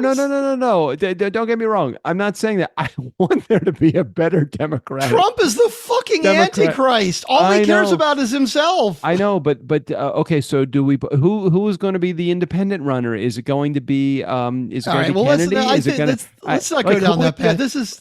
Okay, but I have to go down the path for just a second. Okay, number one, just understand this. I am not fucking voting. Okay, I am not voting because I have no choice. I have nobody that's out there that I even think can win. So in other words, you're okay with Trump being president then? That's what you're saying? I'm not okay. If you're not okay, then you better fucking vote against him. Okay. Like, if I vote against him, my vote would go more towards Kennedy than it would be to go towards Biden. Okay, so you're okay with him being president then is what you're saying. Kennedy. Dude, I know you're a black and white guy, okay? But you could vote for Kennedy and you're throwing your fucking vote away because he would never ever not according become to president. I agree with you. I agree with you, but that doesn't mean the pundits don't agree with you. It doesn't mean the pundits agree with you. It means that there is a possibility that a third party other than Kennedy can become president. In what world can that happen? Look, dude, I would love to see that happen, but I don't see any possibility. Let's forget what could happen in the next 8 months. Today is November 4th or whatever election day is going to be. Okay. And on election day, you got Trump and you got Biden. What are you going to do? You're just not going to vote? Are those my two choices? Yeah, those are your. Okay, Kennedy is a choice, but let's say that, or maybe there's 5 independent people. I don't know, but none of them have more than 2 or even 5% of the vote. I don't know. I got to vote for Biden. I got to. I appreciate that. I have to because I can't see Kennedy winning, at least in my opinion. I hate the idea of Trump winning because he's such a fucking nut. But I don't. But Biden is going to be more. It's going to be who's his running mate. Okay, are you worse off than you were 4 years ago? Okay, so there's a whole bunch of slippery slopes to travel down when it comes to that. Am I any worse off than I was 4 years ago? Well, are you better off than you were 4 years ago? Let me think about what was accomplished from 2016 to 2020 to try to make sense of any of that stuff, or what happened before 2016 when we had things like Obamacare and some of the stuff that's in there that really has wrecked a lot of people's future. A lot of it. Dude, what? I mean, this is such a long discussion that we should not go down because we're an hour in and haven't listened to any of the 9 voicemails. But what, just give me one example of lives that have been ruined by Obamacare, please. I'm talking about big government versus smaller government, more favored towards entrepreneurialism. And, okay, okay. So when you say how many lives have been ruined with Obamacare, what you're basically saying is Obamacare is a part of what I see as big government, and I know for a fact that big government sucks and does not support entrepreneurialism. But you know what? I also look at it and think, whomever is put into office, I'm going to deal with it. So if some of the political persuasion that is put into plan as a part of Trump being in office is to my advantage, I need to squelch my opinion on the fact that I think that he is just the biggest fucking jerk and the worst misogynist and the worst person in the entire land to ever have a position of being president. Okay, that but being you think said, you think he would put policies in place that would help you as an entrepreneur? I think so. Okay. I think so. I think Okay. so. I tend to disagree. I think he would put policies in place that would help him as a Trump. Okay. And that would basically take away the rights of women and everybody else. Basically, he doesn't even want to follow the Constitution. He's basically saying he said that. He's literally said that. Dude, I hear you and I hear you and I hear you. And I'm not disputing anything that you are saying. And it's like, okay, are we going to be a single or double or triple topic voter? Or are we going to vote with where we feel like the best overall politics are going to come to help me, us, our families? Mm-hmm. We all have to vote upon that. It's very hard to go into this saying, man, he is really against women's rights. I've heard him make his comments about women, and I don't really respect that at all. But man, he is really good when it comes to small government. And now, why do you believe that? Because I think the general under him, okay, before he got elected, he said, in 8 years, there will be no national debt because I'm a great businessman. Yeah. I'm going to eliminate the national debt. And at the end of 3 years, before COVID, okay, now COVID threw a wrench into everything, right? Yeah. Before COVID even happened, he had like raised the national debt like 20%. I know the biggest challenge. Okay, but so then why do you say he's good for small business? Give me one thing that he did that you think is good for small business. I don't. I can't. Okay. I just can't. I can't. And I can't. I think the biggest challenge is, and this is not a statement about Trump or Biden or Kennedy. I think our biggest challenge is that we really do have a government that is not for the people and by the people. I agree, but I just don't think that Trump is the solution. I don't disagree with you at all. And in fact, you remember we had the Baltimore Biz Conference that we were at yeah, the Be More Biz, when he got elected. Yeah, I remember saying to myself, 2016, I said, you know what? I'm not behind him. I think he's going to do a shitty job, but I think we have a great opportunity here. Because you're right. This is a guy coming in with a completely different perspective. He is a businessman. He's not a lawyer. He's not a politician. And you know what? As much as I don't agree with what I think he's going to try to do, I am excited for the possibility that he may push aside the status quo and make major changes.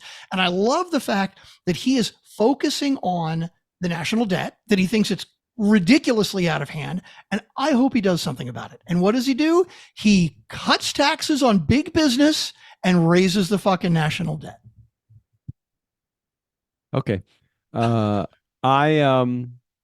don't like what our country has become when it comes to government. I'm not making any editorial about Republican, Democrat. I just know that if anything needs to ever get done, it can't. Nobody. I think Trump could easily say, as Biden could easily say, I've been in power for now 2 years. I can't get anything through because the opposing side, every time I try to do something, they knock it down. We need somebody that's in office that is a professional negotiator. And I think that neither one, Trump or Biden or Kennedy for that matter, I don't think that they can get anything accomplished. I don't think that they can. I don't know. Right, but the question is who can? Because Trump, in his first 2 years, he had the White House and he had the Republican Senate and the Republican House. And all he got done was cutting taxes on big business. So now, I think that we give every party 4 years. We allow every decision that they want to go through, and we don't have. I think we've got to halt the checks and balances for just a couple. Yeah, fuck the checks and balances. That hasn't worked for us for 200 years, so we might as well just fuck that through. I don't know. I mean, at what point do we say, "Hey, look, we have a $5 trillion whatever dollar deficit"? At what point do we say, you know what? Zero. We're starting over again. Here's the benchmark, the $5 trillion deficit. Do we really give a fuck how much money we owe ourselves? Do we really care? I mean, really, do we care? Dude, I big picture. I think that what the Democrats want to do to taxes on big business, in other words, they want to tax the billionaires and tax big businesses more. I think that is 100% the way to go. But at the same time, I agree that what Republicans want to do, shrinking government and spending less money, is 100% also the way to go. So how do you figure in the first couple of years that Trump was in power, I didn't see that happen. So I saw him cut taxes on big business, but he didn't shrink government the way he said he was going to. So here's what I just heard. Maybe I'm just hearing this differently now. I'd be okay with a Republican in office as long as it's not Donald Trump. Oh, dude, I would 100% be open to any fucking party, even a Republican, if it's not Donald Trump. But it's what are they going to do, right? If their goal is Reagan trickle down economics, hey, if I cut taxes on big business, it will trickle down. We've tried it over and over. Okay. It doesn't fucking work. If there was a Republican that came in and said, hey, here's the deal. You know what? Government is too big. I want to shrink it. Cool. They all say that. None of them have done it, but they all say that. So let's say they try to do that. But he also says, hey, but you know what? I'm a pro-business guy, but when I see that Google pays no taxes and I see that Exxon pays no taxes, dude, I want to support big business, but that's just not right. And we got to fix that too. That's what I want to hear. Do we, are we at a point where, and maybe before we get to our 9 voicemails that we have, are we at a point where we say, or maybe not, and you can argue with this if you want to, don't shoot the messenger. I mean, shoot the messenger, but not the message. Now, I know that that's the opposite of what's supposed to be, but it's like, is the message that he wants to get across right, but the messenger, we hate him personally? Because I'll tell you, I don't like him. I don't like him as a person. I don't like his I want to say I don't like his politics, but I kind of do like his politics. I like what he does. I just don't like how he does it. So what I don't like, obviously, I don't like him as a fucking person, but also some of the things that he says he wants to do, I'd be behind, but he doesn't actually do them. That's the problem. He's not trustworthy. I mean, the biggest thing is he and over, he said, I'm going to get rid of the national debt. And like I said, I'm not going to blame him for the fact that COVID made the national debt go through the roof. Okay. That's not his fault. I mean, he fucked up with COVID, but it was going to make the national debt go through the roof either way. Before it happened, the national debt was so much fucking worse than 2 or 3 years prior when he started. He said he was going to do it. He didn't fucking do it. He didn't even try. The goddamn budget was bigger. I bet he said taxes were lower. I bet he said, and again, I have no proof of this, but I bet he said, "Oh, fucking thank God COVID is here." I think he probably said that. He's like, now I have a reason why I can't balance the budget. I got all these people I need to pay unemployment to, and I got all of these personal paycheck protection. I think he thought the PPP was the pussy, actually. So I don't really know. I'm not 100% sure. Okay, that's all the political talk. We didn't even really get into the whole Truth Social thing, other than saying that we need to. Okay, we'll get into the Robin Hood thing. We'll have to do that next time. And next episode is actually the right episode. Right. We got to put $50 more into Robin Hood now. Yeah. So the question is, do you put your $50 into Truth Social? Oh my fucking God, no. I was thinking about what's the other one? Didn't Reddit just go live? Oh my God, Reddit had its IPO. Yeah. Did the IPO come out for Reddit yet? Go to two things. Go to Reddit. So if you're watching this on Facebook, you can see Strickland is. Oh my God! You get now when we say, "Hey, for those of you watching, which is nobody." Well, it's not nobody now. It actually could be somebody now. Okay, so oh geez, that wasn't good. Well, no, but that was from the day, right? So here's the deal with Reddit. So they went live. It looks like March 21st. So it was a week ago. $34. Oh, and it got all the way up to $69.99. That's a good number right there. Right. Yeah. 69. But now it's settled back down to 47. I would probably put my 50 bucks into Reddit. It's still up 45%, which that's is a lot. kind of cool. So what's interesting about this, so Reddit sent me or Robinhood sent me a message saying, do you want to be a part of the IPO for Reddit? And I'm like, sure, I'll be a part of the Reddit IPO because they had it was by invitation only. So I'm like, fucking A, I'll be a part of the Reddit IPO. And I went through all the steps and they're like, I'm sorry, you don't qualify. Oh no, really? Like they didn't qualify me for being a part of Reddit. So I forgot all about it. So I could have go back to Reddit for a moment. Okay, Reddit. So I could have bought Reddit at whatever it was, $39. So just hit return. Oh, there it is. I got to click there. Okay. Sorry. So I could have bought Reddit at, what was the IPO price?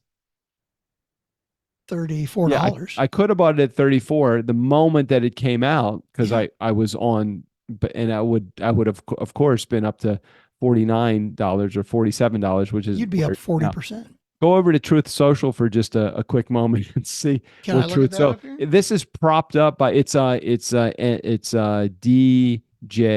It's Donald. Oh, because it's the Donald DTJ. Trump fucking Trump media, whatever. Yeah, that's it. So that right now is at an all-time fucking look at it. So the IPO, not the IPO, but it came out basically a while ago. But it was just put on the daily a few days ago, and it was at the daily it was at 70, and now it's down to $60. So of course I don't want to give away. I don't want to do any. What is it called?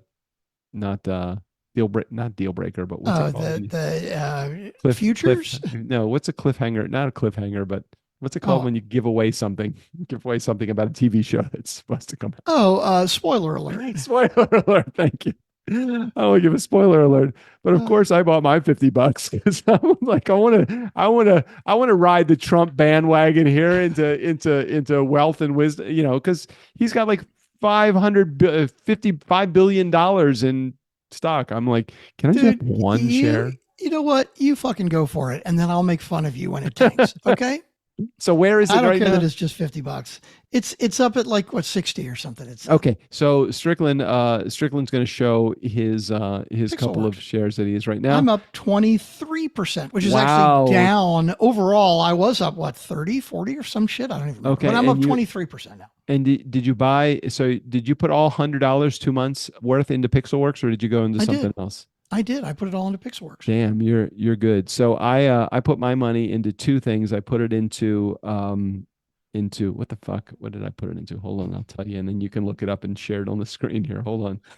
Let me tell you what my money is in. It's not in Venmo. I know that. I am in.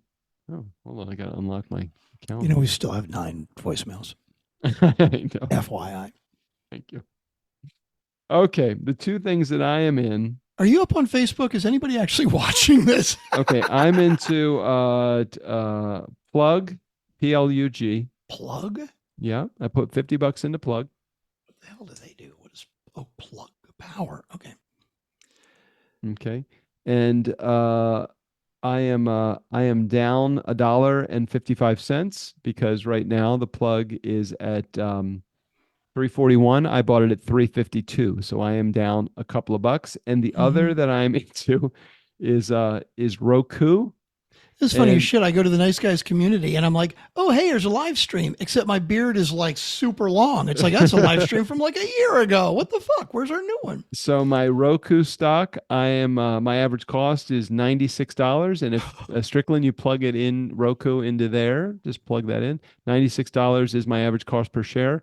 The average current cost per share is, according to Roku, is $64.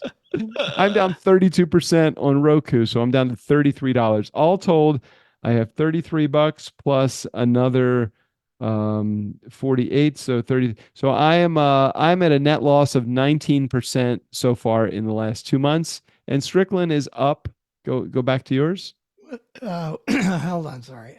Where was I here? Back here and I'm down. there. Just keep in mind, I'm down 19%. So I have $81 of my original 100, and Strickland has $122.88. And by the way, we have who's watching? Oh, 2 post reach? No, we got one person watching. Okay, and Sean Carpenter, an hour ago, Mhm. put 5 comments in. Sean, we're sorry. Sorry, Sean. We're not. We used were not to- following the Facebook thread at all. And of course, what do you think he's commenting on? Probably the National Association of Realtors. Right, because he's a fucking realtor. He knows so much more about this shit than us. And what are we Sean, doing? come on the show We're and tell us. ignoring his comment. Sean, we're sorry. We're a bunch of assholes. Like, Just he's come on, actually Sean. a fucking realtor, has been for years. Actually is a speaker. He actually goes in front of hundreds or thousands of people and talks Yeah. about Yeah. realty and home buying and selling. And what are we doing? We're fucking ignoring him. Here was I'm our sorry, opportunity- Sean. We're Here was our assholes. opportunity to actually bring on. I know, right? He's like Bring on watching. expert. We could have said, "Hey, Sean, why don't you call in? Here's the link." But no, we're a bunch of assholes and talking out our butts about this shit. Sorry, All right. Sean. We're really sorry. So he's, hey, what's up? Watching y'all, but can't hear you. Oh, in a bar having a drink. Okay, never mind. Well, at least He he's doing can't it hear for the us, right- not because for the we're right not reasons. streaming audio. For the right reasons. The NAR doesn't control the MLS. Local associations control each of the 100 plus MLSs around the country. Oh God, please. Thank you for that clarification, because she did say that in the interview or in the episode but it was that the local associations control it, but it's the local associations that are affiliated with National Association of Realtors. And John, if that is not correct, we would love clarification on that. And again, sorry for not inviting you on. and the fact that each of the individual boards of realtors or whatever it is in each individual state is responsible for approving the multiple list system is associated with the National Association of Realtors. I'm just going to call bullshit on that. I'm not saying that it's not true, but I'm saying that it is a fucking rubber stamp. Okay. You tell me that there hasn't been one division or one branch of the of MLS that has made a decision like, hey, we've decided that we're not going to be a part of that they wouldn't immediately. They have to create an entire infrastructure. They're not going to fucking do that. That's why they're all on the same page, even though, yes, there may be 52 or 100 or whatever it is divisions of the multiple list. There's Maryland multiple list, Delaware multiple list. There's all of the different multiple list services. There's no fucking way that any of them is going to go against the grain. So we've been talking for an hour and 20 minutes now, and we still have 9 voicemails. Okay, well, we've got to play. Hey, can I take a bio break? Can you start to play the message? I've been drinking a lot during this episode. So. The first message is 2.5 minutes long. I could have easily played it, right? You walk away and come back, except that we're streaming live on Facebook. So yeah, I can't. Can you like freeze the image and make it look like you're just standing there? Well, what I could do is share as you're sharing the screen of the, are you still sharing the screen? I don't even see it anymore. Yeah, you are. Yeah. I actually could walk away and just take like a screenshot of me sitting here. This is funny though. I'm looking at the live stream and it is a vision. It's going back and forth depending on who's, oh no, it's just showing you because I'm sharing my screen. So it's not showing me. So I could walk away, but you can't. I can't. No, you're not allowed to. Okay. Well, here's one promise I will 100% make. I promise.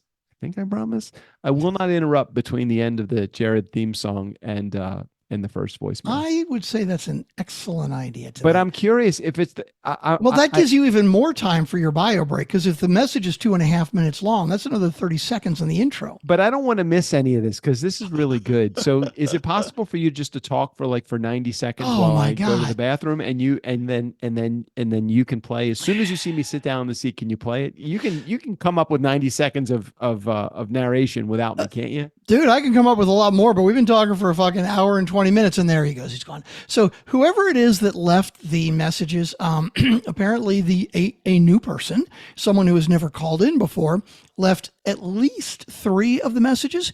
Whoever you may be, we really, really, really, really appreciate you, even though we may not know who you are, because here we are an hour and 20 fucking minutes into the episode and we still have not gotten to it. And whoever you are, you're probably thinking to yourself, what the fuck? I just want to hear my goddamn voice messages. But these guys won't shut the fuck up. Here's what I'm going to do.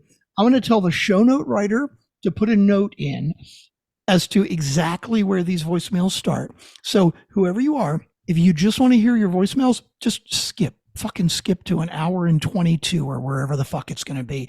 Don't listen to any of that other crap. You absolutely don't want to listen to me fucking raving about politics and Donald Trump and shit, because that was kind of embarrassing, actually. No, it's not. I mean, I'm just, you know me.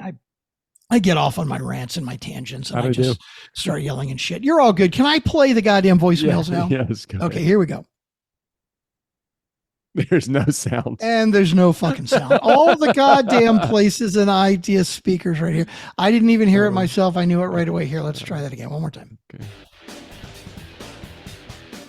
We got a voicemail from Jared. Voicemail from Jared. You know a voicemail from Jared. Nobody else will call.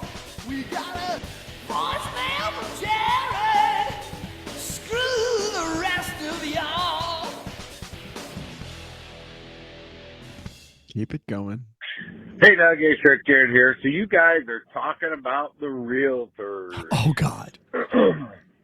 And it's interesting because, you know, you're mentioning what did they do, and I know you're kind of mentioning strict specific situation about making 10 grand and showing up for an inspection. And then Doug, you said that, you know, the builder has to do that anyways. Well, I can assure you, as someone who's been in construction and seen a lot of the aftermath of builders and know people who've had houses built, builders try to hide a lot of shit, and they do a lot of shitty jobs, and they're always cutting corners.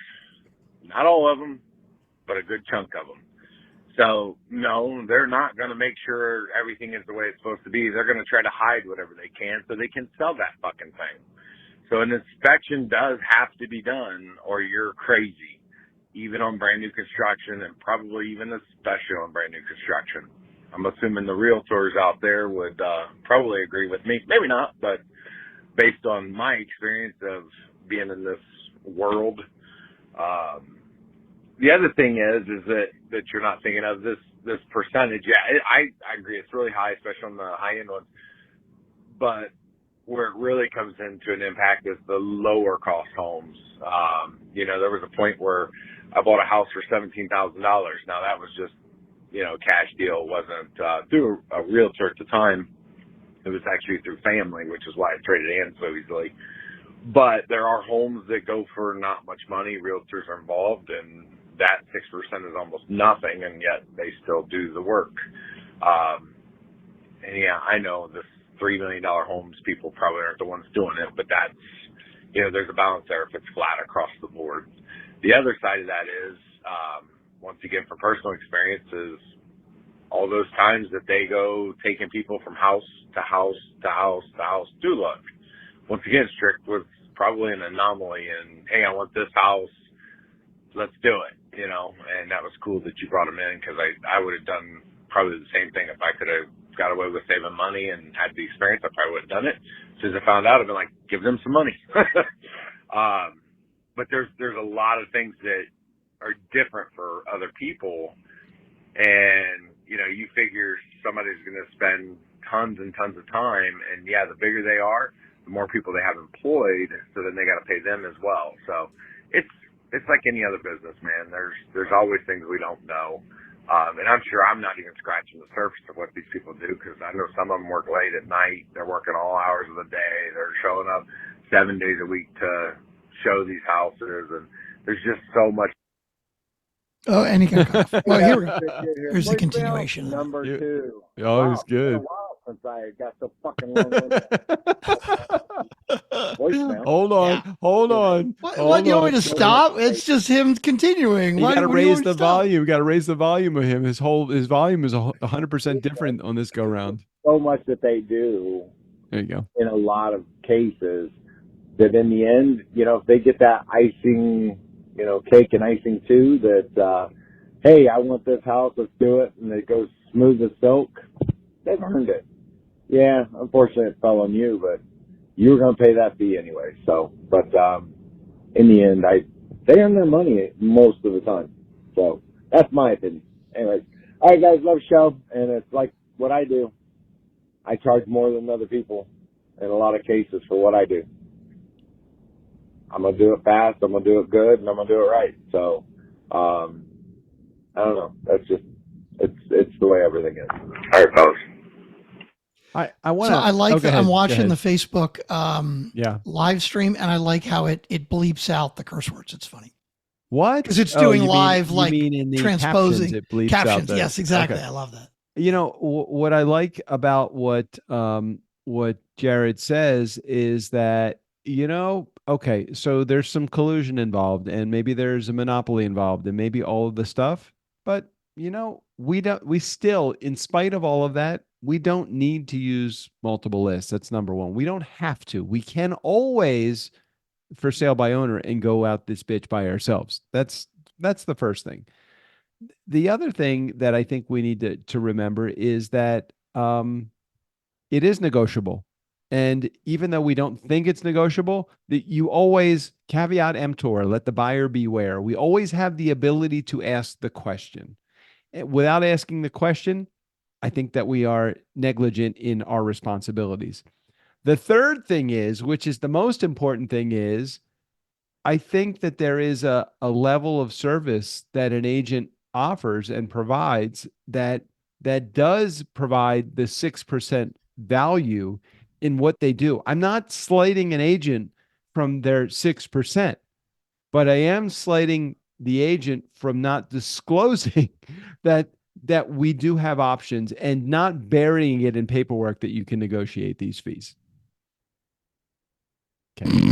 Done. Oh, I'm sorry. Were you talking, Doug? I'm done. Well, he made a valid point. It's like, hey, look, somebody can go and get editing for podcasting for $25. Why do we charge what we charge? We charge what we charge because we're fucking good at it and we've done it for a long time. I'm not arguing that he didn't make a valid point. I think he did make a valid point. Okay. I just didn't think that it needed another 2 minutes of exposition from you reiterating it but you didn't hear what I was saying while you were in the bathroom either. So while we were in the bathroom, I was saying we have a new person that left us at least 3 voicemails. We were. And that person has waited patiently for an hour and 20 minutes to hear their voicemail. And so what do? We play Jared's voicemails first. And then what do? We fucking talk about Jared's voicemails. Look, it's not up to us to determine what voicemails that get played first. It's in how Ashley puts them onto the lineup. Now, ours is not to question why. Ours is just to play the voicemails. Is that right? What now, Sally, we appreciate you hanging with us for the last hour. Are you sure it's Sally? It's Sally. I don't know Nova, that Sally's is the last of the voicemails, but I have to think that Sally, probably being the most outspoken of all of our new Funkin' fans in the last why would week. How do you know that? Why would you say she's outspoken? I thought you said you didn't know who the voicemail was from. I'm just looking at her Facebook group. She's got like 13 messages in there. That's it. Oh, really? She left us oh yeah, she did leave us a bunch of messages. So what you're saying is that since she's active on Facebook, you think that she may be the new person that left us the 3 voicemails? You know what? Call me Peter Falk. You call me Columbo. I just got one more question. One more question. Wouldn't it make sense that the person that was the most active in the Facebook group this week would probably be the person to leave us voicemails this week?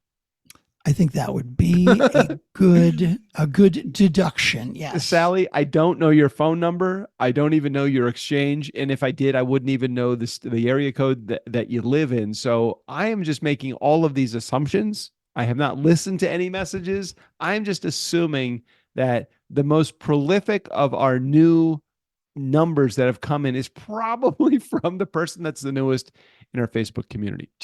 I'm just saying. Okay.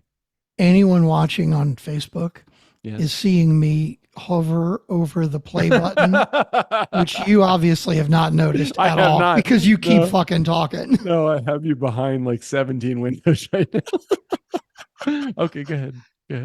Hey, Doug, hey, Strickland here. No, You bastard. A lot of things I just said in my voicemails, you just covered. I guess this is why I should probably listen to the whole show before I call, like some people, but no, it's okay. Then I would never call, and you wouldn't have the voicemails to make fun of me. So. True. Good point. Guys, loving the show, and interesting as this is, you've I might have to try to go and listen to that episode, even though I can't stand the daily. You should listen. I don't know. We'll see. I might venture out enough to listen to that one episode just to see what they say, because I'm kind of curious. All right, guys, appreciate you, and can't wait to finish this up. Jared, you totally need to listen, because I need you to call in and say either, yes, I think that reporter was biased, or no, Doug is on crack. You know, and I think that Jared would actually be the ideal person to do it, because he does have more of a Fox slant on it than he does. I'm 100% with you on this. I think that he should. Now, let the record show that I don't believe that it I see what you're doing there. I'm looking at you now. I don't think that Jared has ever, I could be wrong, but I don't think, other than some sort of mechanical issue or technology flub, I don't think that he has ever left 4 messages. So I don't know that it's possible that this would be Jared.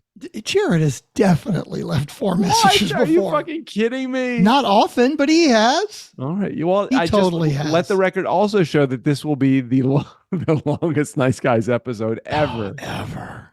Okay. We just keep breaking records. Here we go. Hey, Doug, it's Rick here. There we go. Number 4. Yeah. Oh my gosh, you guys. Your memory sucks so fucking ass. True. I know. You're talking about voicemails, and you didn't get any this week.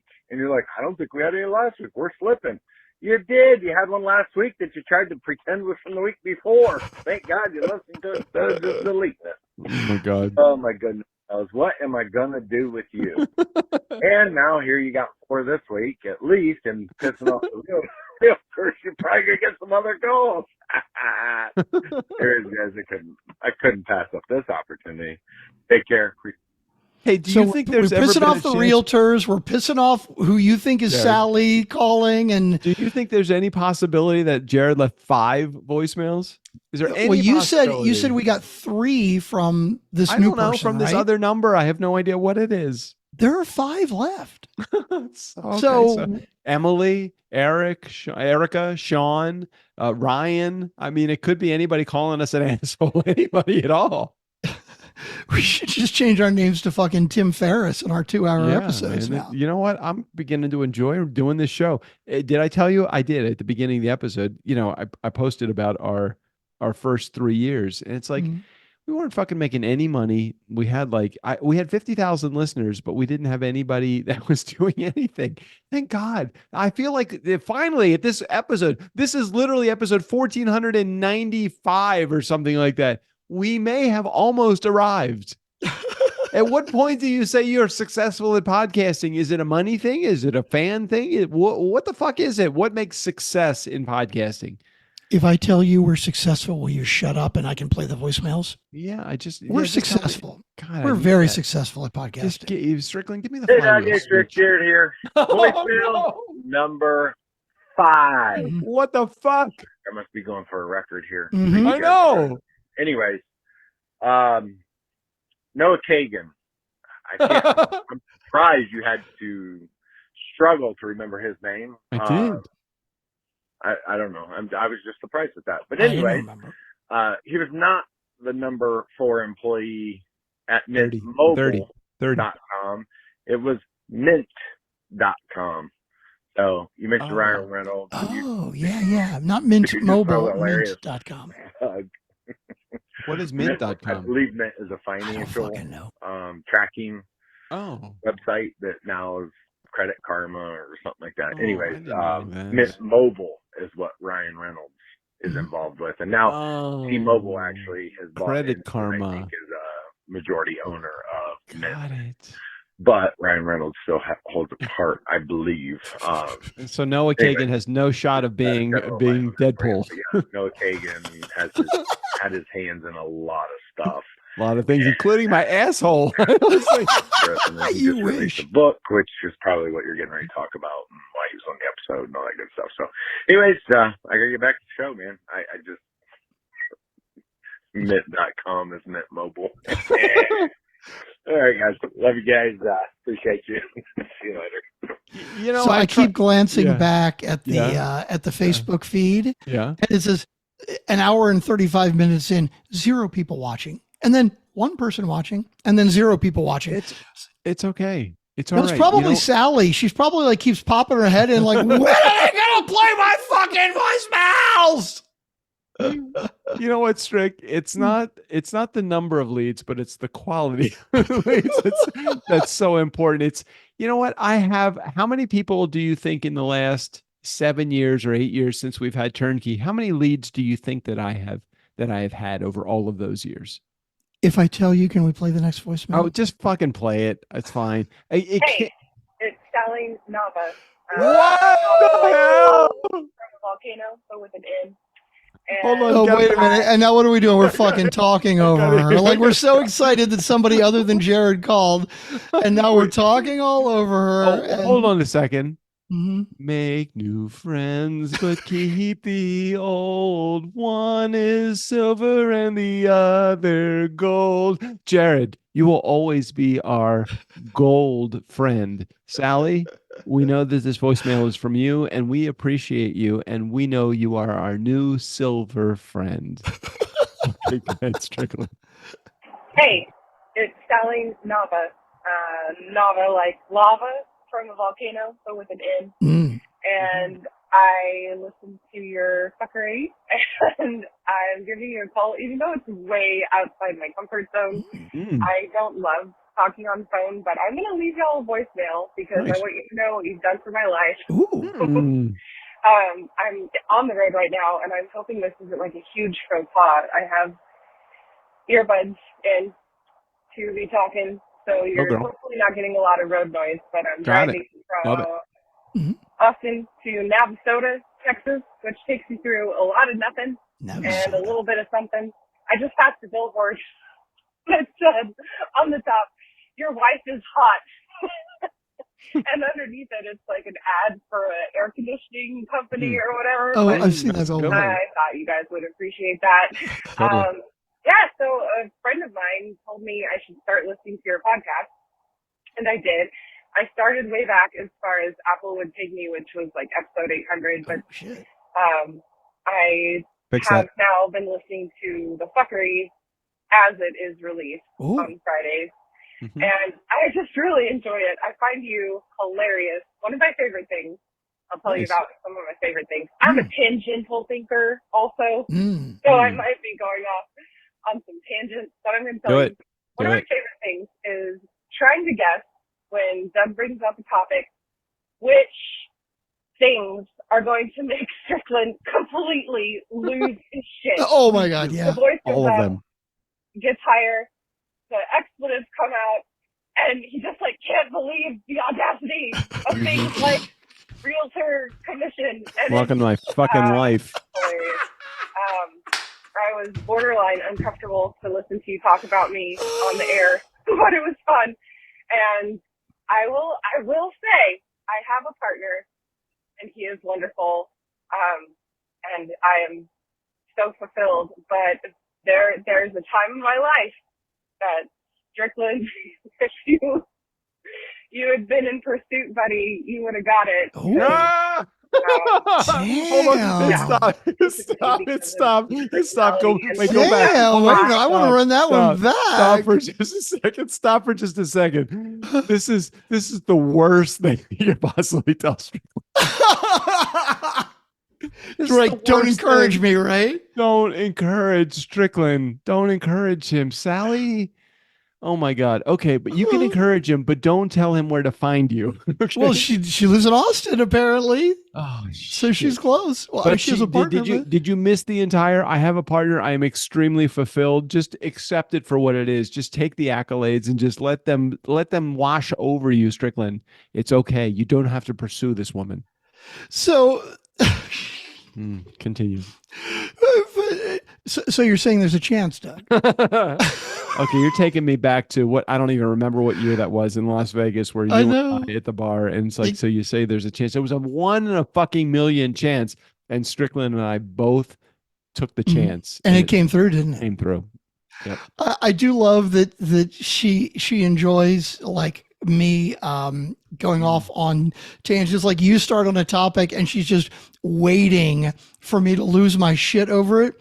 Sally, if you enjoy that, you will have really enjoyed this episode because it happened a fucking lot. Yep.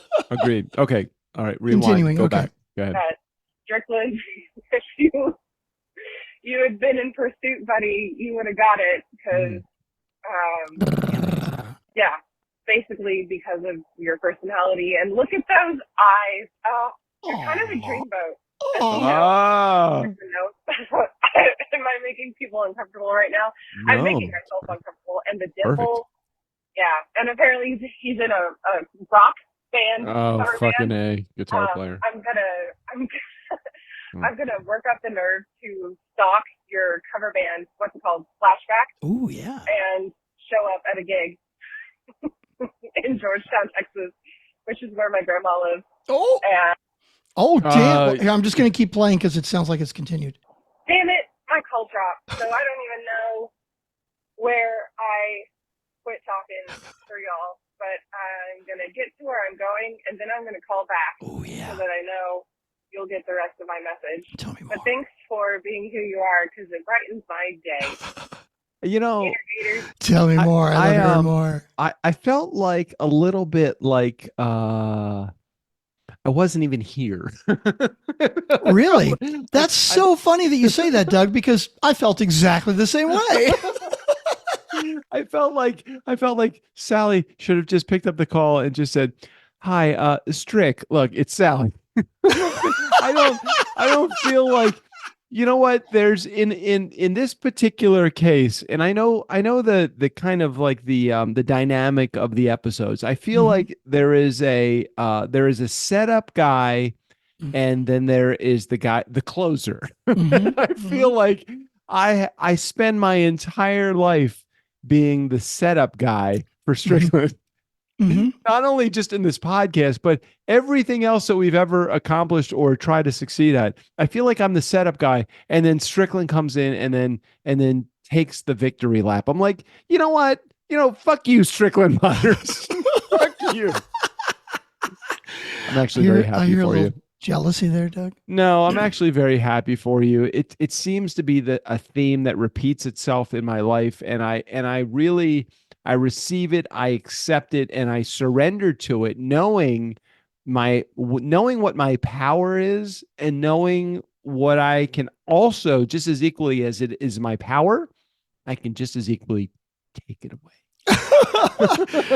But Doug, I think you miss one little piece of context that seems to be a thread. I got it. The thread throughout my life. I got it. You get women, the girl. No, not that I get the girl. That the women who really like me and appreciate me, are either married and unavailable or gay. So come on, really, what kind of victory is that? Yeah. Well, the gay thing, there's not much you can do about that. The married and unavailable is just temporary. Just gotta wait, right? I just gotta be patient. Strickland is very patient. He's a very patient. There's one thing I've learned about him through all of the years that I've known him and his conquests. He's a very patient guy. And well, I looked Sally up on. I hope like I don't want people on Facebook stalking her and shit. But I looked her up on Facebook and she's kind of hot. She's really attractive. I haven't gotten there yet. Hold on a second. So can you share? Here, just go there. No, well, because I don't want to do it because we're streaming on Facebook. I don't want to show her profile on Facebook. Oh, well, that would be fine, because if you can see it, that means that anybody can see it. So here, let me go. Well, I suppose. I don't even know her last name. You look it up. You can look it up. It's New Ave. Like Nava, like lava, like because she's hot. Lava, like from a volcano, because she's hot. Oh, I get it. I get it. Okay. She didn't say that. She didn't say she was hot. I'm saying that. Well, I think there's a part of the ink that you like. I think you like that too. I do. She's got a lot of tats, and she's got a great smile. I like that spark, people that seem happy. Right now you've just excluded the ability for Sally to say, "Hey, look, they played both of my voicemails," because you're fucking, like ogling over her, and her boyfriend would just say, "Oh no, you're not listening to the show anymore." So Sally, this is just going to be something that's going to have to be a private thing between us and you, okay? Sorry, you're not allowed to share this with anybody at this point. Well, she did say she was going to call back, and there's one more voicemail. Oh, okay. All right. Well, I'm listening. Go ahead. Okay, here we go. Hey, fellas. Sally Nava again, here to finish my voicemail tirade. Happy ending. Happy ending. It's trilogy now. 3 voicemails. Powerful. Here's what I want to say about your podcast. You guys are like a cupcake. Oh. Underrated. And cake is really good. Cake is foundational. Cake is so important. But the frosting can blow your mind. So it's always a cupcake, and that's what I have for you. That is my feedback. Hold on one sec. Just hit stop for a second. Just hit stop for a sec. I got lost for a second. Are we the cupcake or are we the frosting?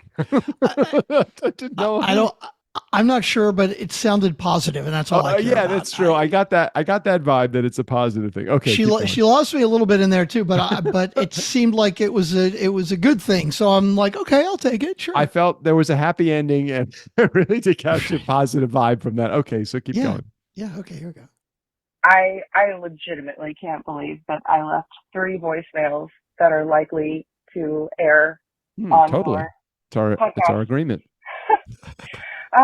But here's the last thing I'll say. Have a great day, you two. All right. And thank you for the fuckery. I immensely enjoy it. Adios.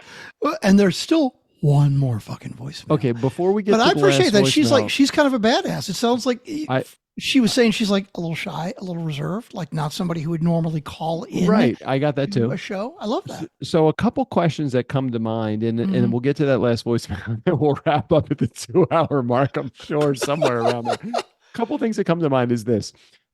First of all, how long has Sally been listening? Because that's important to me. I'd like to know, how long does the typical non-caller listen to a show before calling in? I got the impression from her, and I could be wrong, that she only relatively recently found us, like within the last few weeks. Like it seems like she probably jumped into the Facebook group just about right away. When did she actually submit to be in the Facebook group? Was it a week ago, 2 weeks ago? Yeah, I think just recently. So you're right. That should be an indicator that she's just recently become a Funkin' fan. Yeah, and she went back and binge listened as far as Apple would let her, which is only like episode 800. Like if you want more, go to niceguysonbusiness.com and you can go all the way back. Yeah, that is very true. I was going to say, Strickland, how do we adjust that? But we really don't need to adjust that. If they can get 700 episodes. Yeah. And then from there, you got to go to Nice Guys on Business, and then you can search for the national parks, and you can find episode,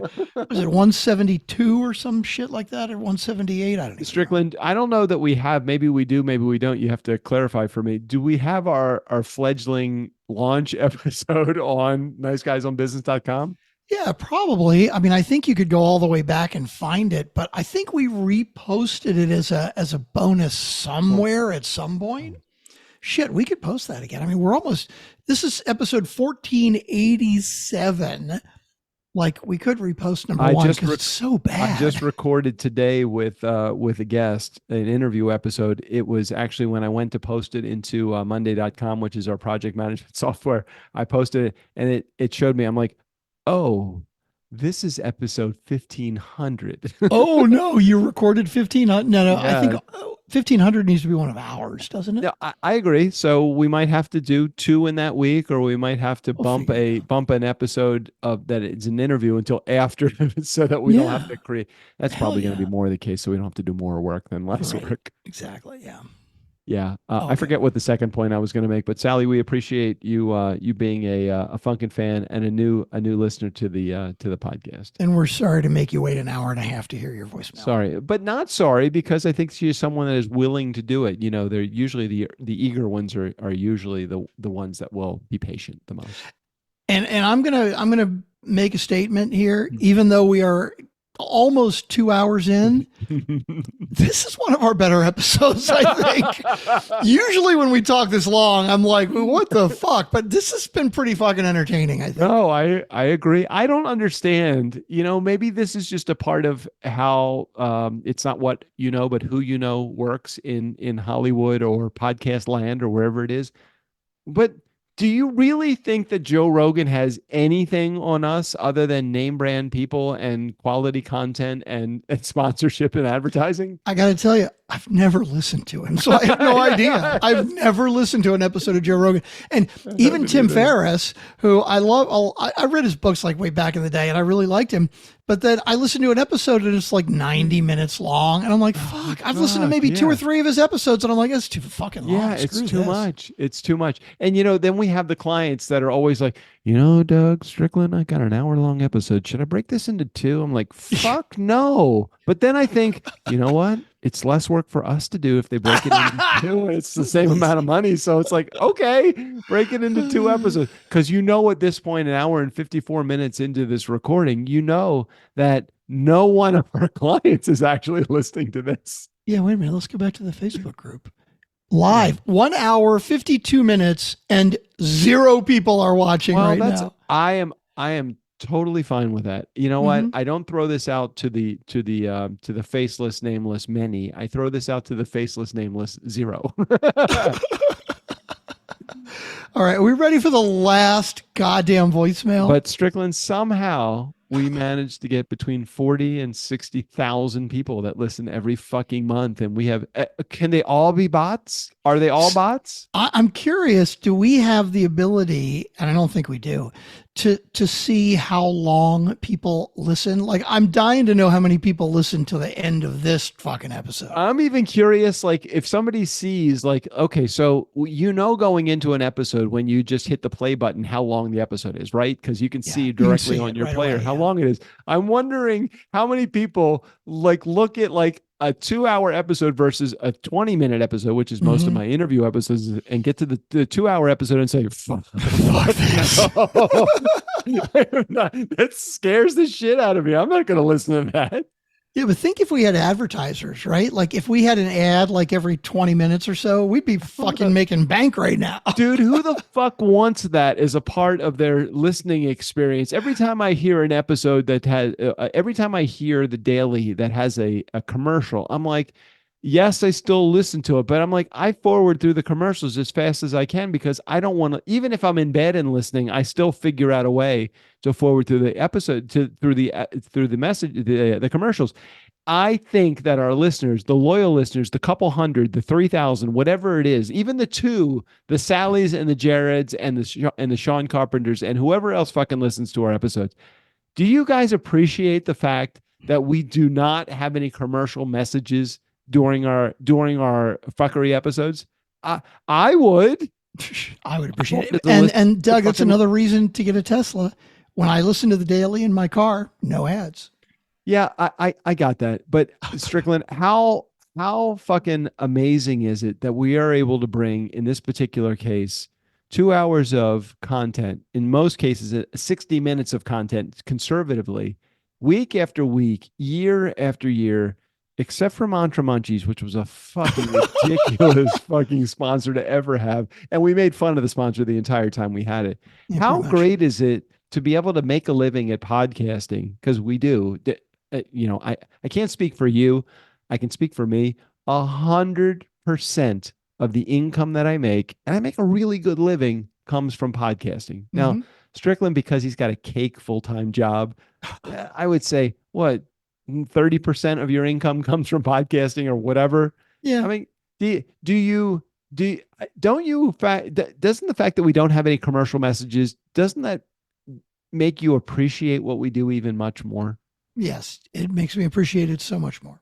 Okay, so nobody has to listen to any commercials, but they have to listen to us fucking rant in between voicemail messages. Let's get to voicemail message number 9. Here we go. Number 9. Hey, Doug. Hey, Strick. Erica here. Hey, Erica. Long time no talk. I'm hoping to leave this message as an evergreen message because I have no idea if you've recorded this week or not, and I don't want it to be stale by the time you get to it. Thank you.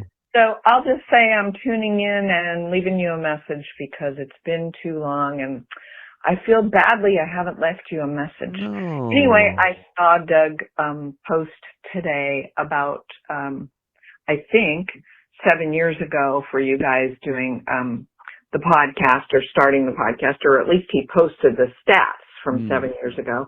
Anyway, just congratulations on, the little podcast that could. As Doug said, I'm just proud of you, and I'm happy to be a part of this community.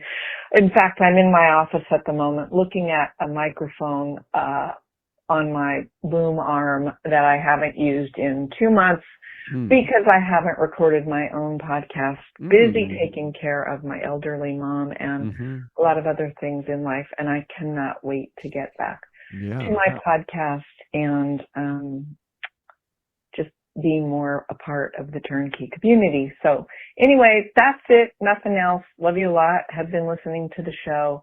There's so much that you've talked about I could comment on, but every time I make a comment or think about making a comment, life has changed and it isn't relevant anymore. So let's just leave it that I love you because that's always relevant.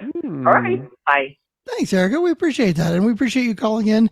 And if you actually stuck around for 2 goddamn hours to hear that, we really, really appreciate it. I only have this comment, and thank you, Erica, for leaving the message. Very kind. And yes, you have been a part of the journey since pretty much almost the very beginning. I can remember having, conversations with you as I was walking around a pool in Los Angeles, and Strickland was in either Baltimore at that time, or I can't even remember where you were, but about you coming on board as a production client. So we love having you as a client. Certainly love having you as a Funkin' fan, even more than having you as a client, because I think that's the personal connection.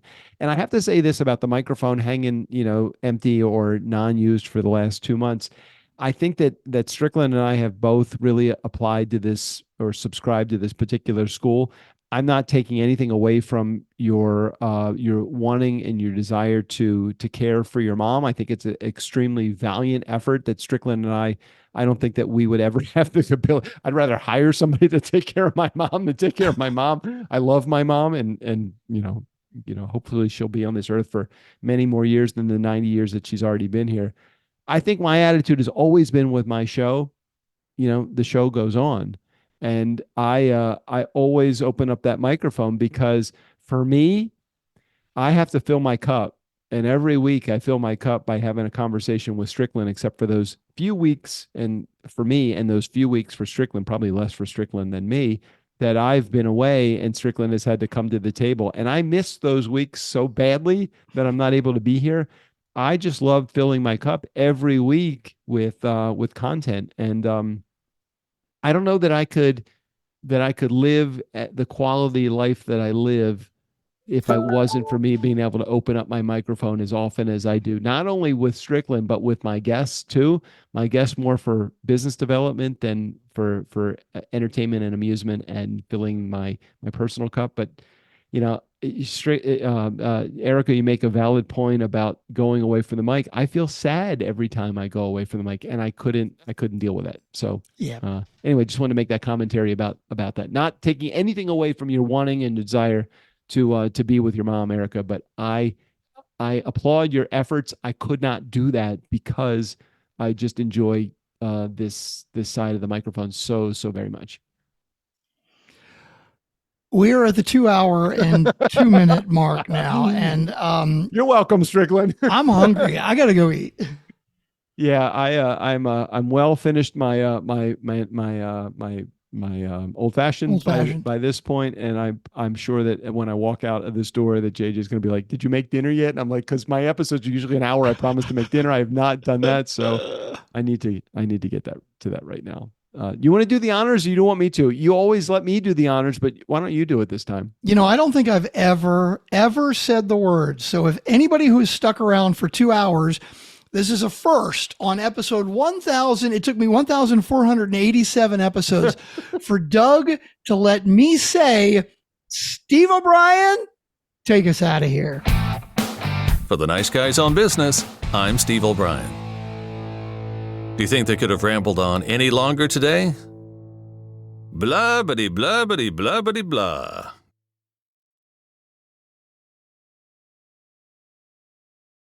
Well, I have to say that episode went pretty good. I mean, really, no one died, so that's a plus. Charlie died? Did he? We lost him? It was his time. Hey, sorry the show's running a little long. We had to take a few avocado toast breaks for Doug. That's right. That's how the pros do it, Strickland fucking Bonner. You're still here? It's over. Go home. Go.